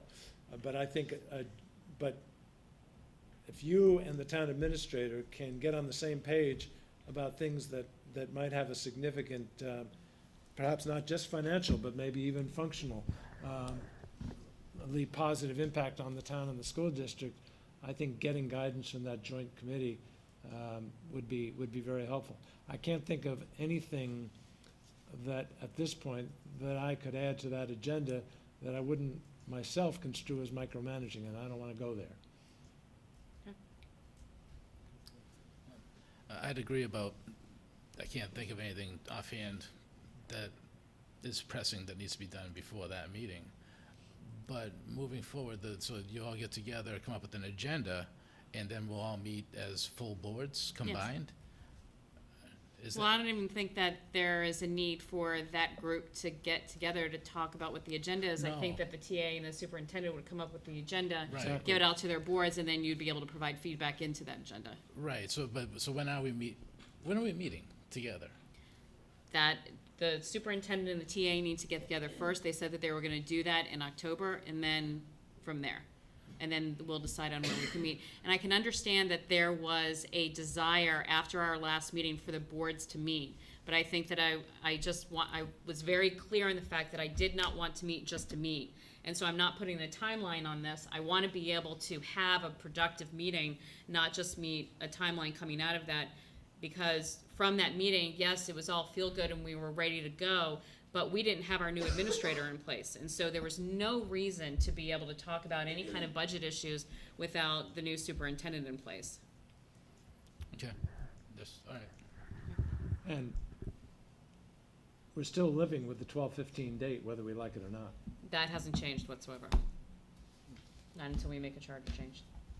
And just to be clear, and I'm sorry, definitely this is your report, but we will have to all work together to talk about what that charter change looks like, because it is, when it's not just about us and our date, it also then there's a domino effect when it comes to when the FinCom needs to receive it's all across the board. So that's something that we are going to have to work cross-functionally on, all the different boards working together on what that charter change looks like.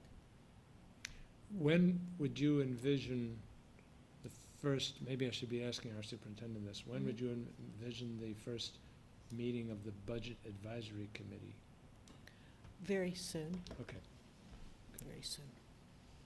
And the other, I'm sorry, the last thing is, this is something that we will discuss, but I think it's just important to give you a heads up.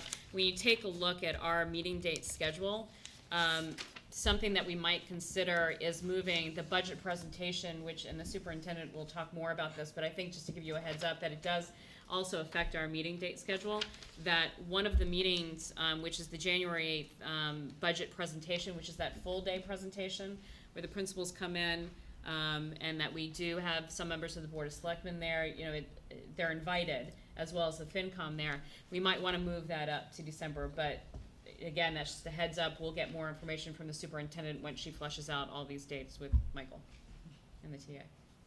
Okay?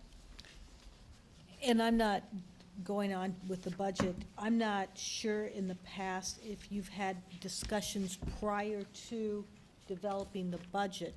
Part of what I would be asking with the budget subcommittee would be to come up with some non-negotiables. And then we'll work backwards from there. So, just a few things, and we will be talking about this in the October meeting. Along in the October meeting, MCAS results data will be released tomorrow and Friday. We will be bringing the principals forward in October to provide their MCAS data, along with how does that impact their school improvement plans and what adjustments are they making. So that will be coming in the next month to you. In the form of a presentation at a school committee meeting? Yes. Okay. Yeah. And then finally, I worked last night with the chair with the assignments for the committees.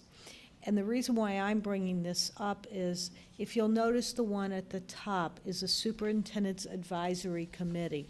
And what I would ask would be to have this formed, and the function is really going to be global, to look at various pieces of our school district, how we can do a much better job, but also to get involvement and engagement with our community and our community members. So on the superintendent's advisory, I would be asking for 2 committee members. We would be asking for an administrator, some teachers, students, and community members. So we're going to be putting together a group, and at first it may be a very large group, but then we'll also break down into subcommittees. I think this could be a very insightful and a valuable committee to form. And I think this goes along with the superintendent search committee that we had, and I think that we were all impressed by just the thoughtfulness of that group, the intelligence that came out of that group, and that we need to continue with that momentum with a group like that that is made up of the community and not just school committee members and administrators, so really broaden it. In the past, we've had subcommittees or advisory committees like community relations, and we've had all these in the past. What the superintendent feels, and I agree with her, is that let's start off with the superintendent advisory committee. That committee will really decide what additional committees we need from there. How does it need to be broken out? If we need to have working groups out of that superintendent advisory committee, and so I think that that's a great idea. So, do you have anything else? No, thank you very much. No, thank you. So along this lines, I'd like everybody to take their pen or pencil and write proposed at the top, because I've already gotten, what? Why am I in this? And we did, so what I looked at, the superintendent had the committees that people were assigned to last year. So again, we have the committees the advisory committees that we think are important to have. But then there are ones that we need to have, which are, we need to be able to have a person that is on the Cape Cod Collaborative, on the Onset Women's Scholarship Club, 2 members for the policy review. So those are the ones that we need to be able to have members go on to. And then we have the negotiation committees. So this is proposed. Everyone is seeing this for the first time. What I'll ask is that I'm happy for anybody to provide me feedback right now, like there's no way that I'm going on that. But what I would ask is for you to take a look at it, and if you do have any concerns, that I will follow up with each of you to be able to hear your feedback, so all of a sudden we're not debating. Well, and the other thing that I was thinking is Cliff's not here, so if anybody just wants to write themselves off it, then I'll just put Cliff on there, because that's his fault, he's not here tonight. So moved. So I'll entertain any, questions or comments that you all have, but I also am going to follow up with you, because I didn't have a chance beforehand. We just had this conversation yesterday. I didn't have a chance today to call you before you saw this today. Yes? Just a quick observation, I guess. Kenny and I were on, last year we were on the one with the custodians, the bus drivers, and the cafeteria workers, and it made sense when Barry had set it up that the same people should be on those, whoever they are, because they're all represented by the same union. Okay. Yeah. So the cafeteria, the bus, and the custodian? Correct. Okay. Thanks. Anything else? Yes. For the same reason, there's a lot of overlap of issues with A, B, and C. So it might be a good idea for A, B, and C to be the same people as well. Okay.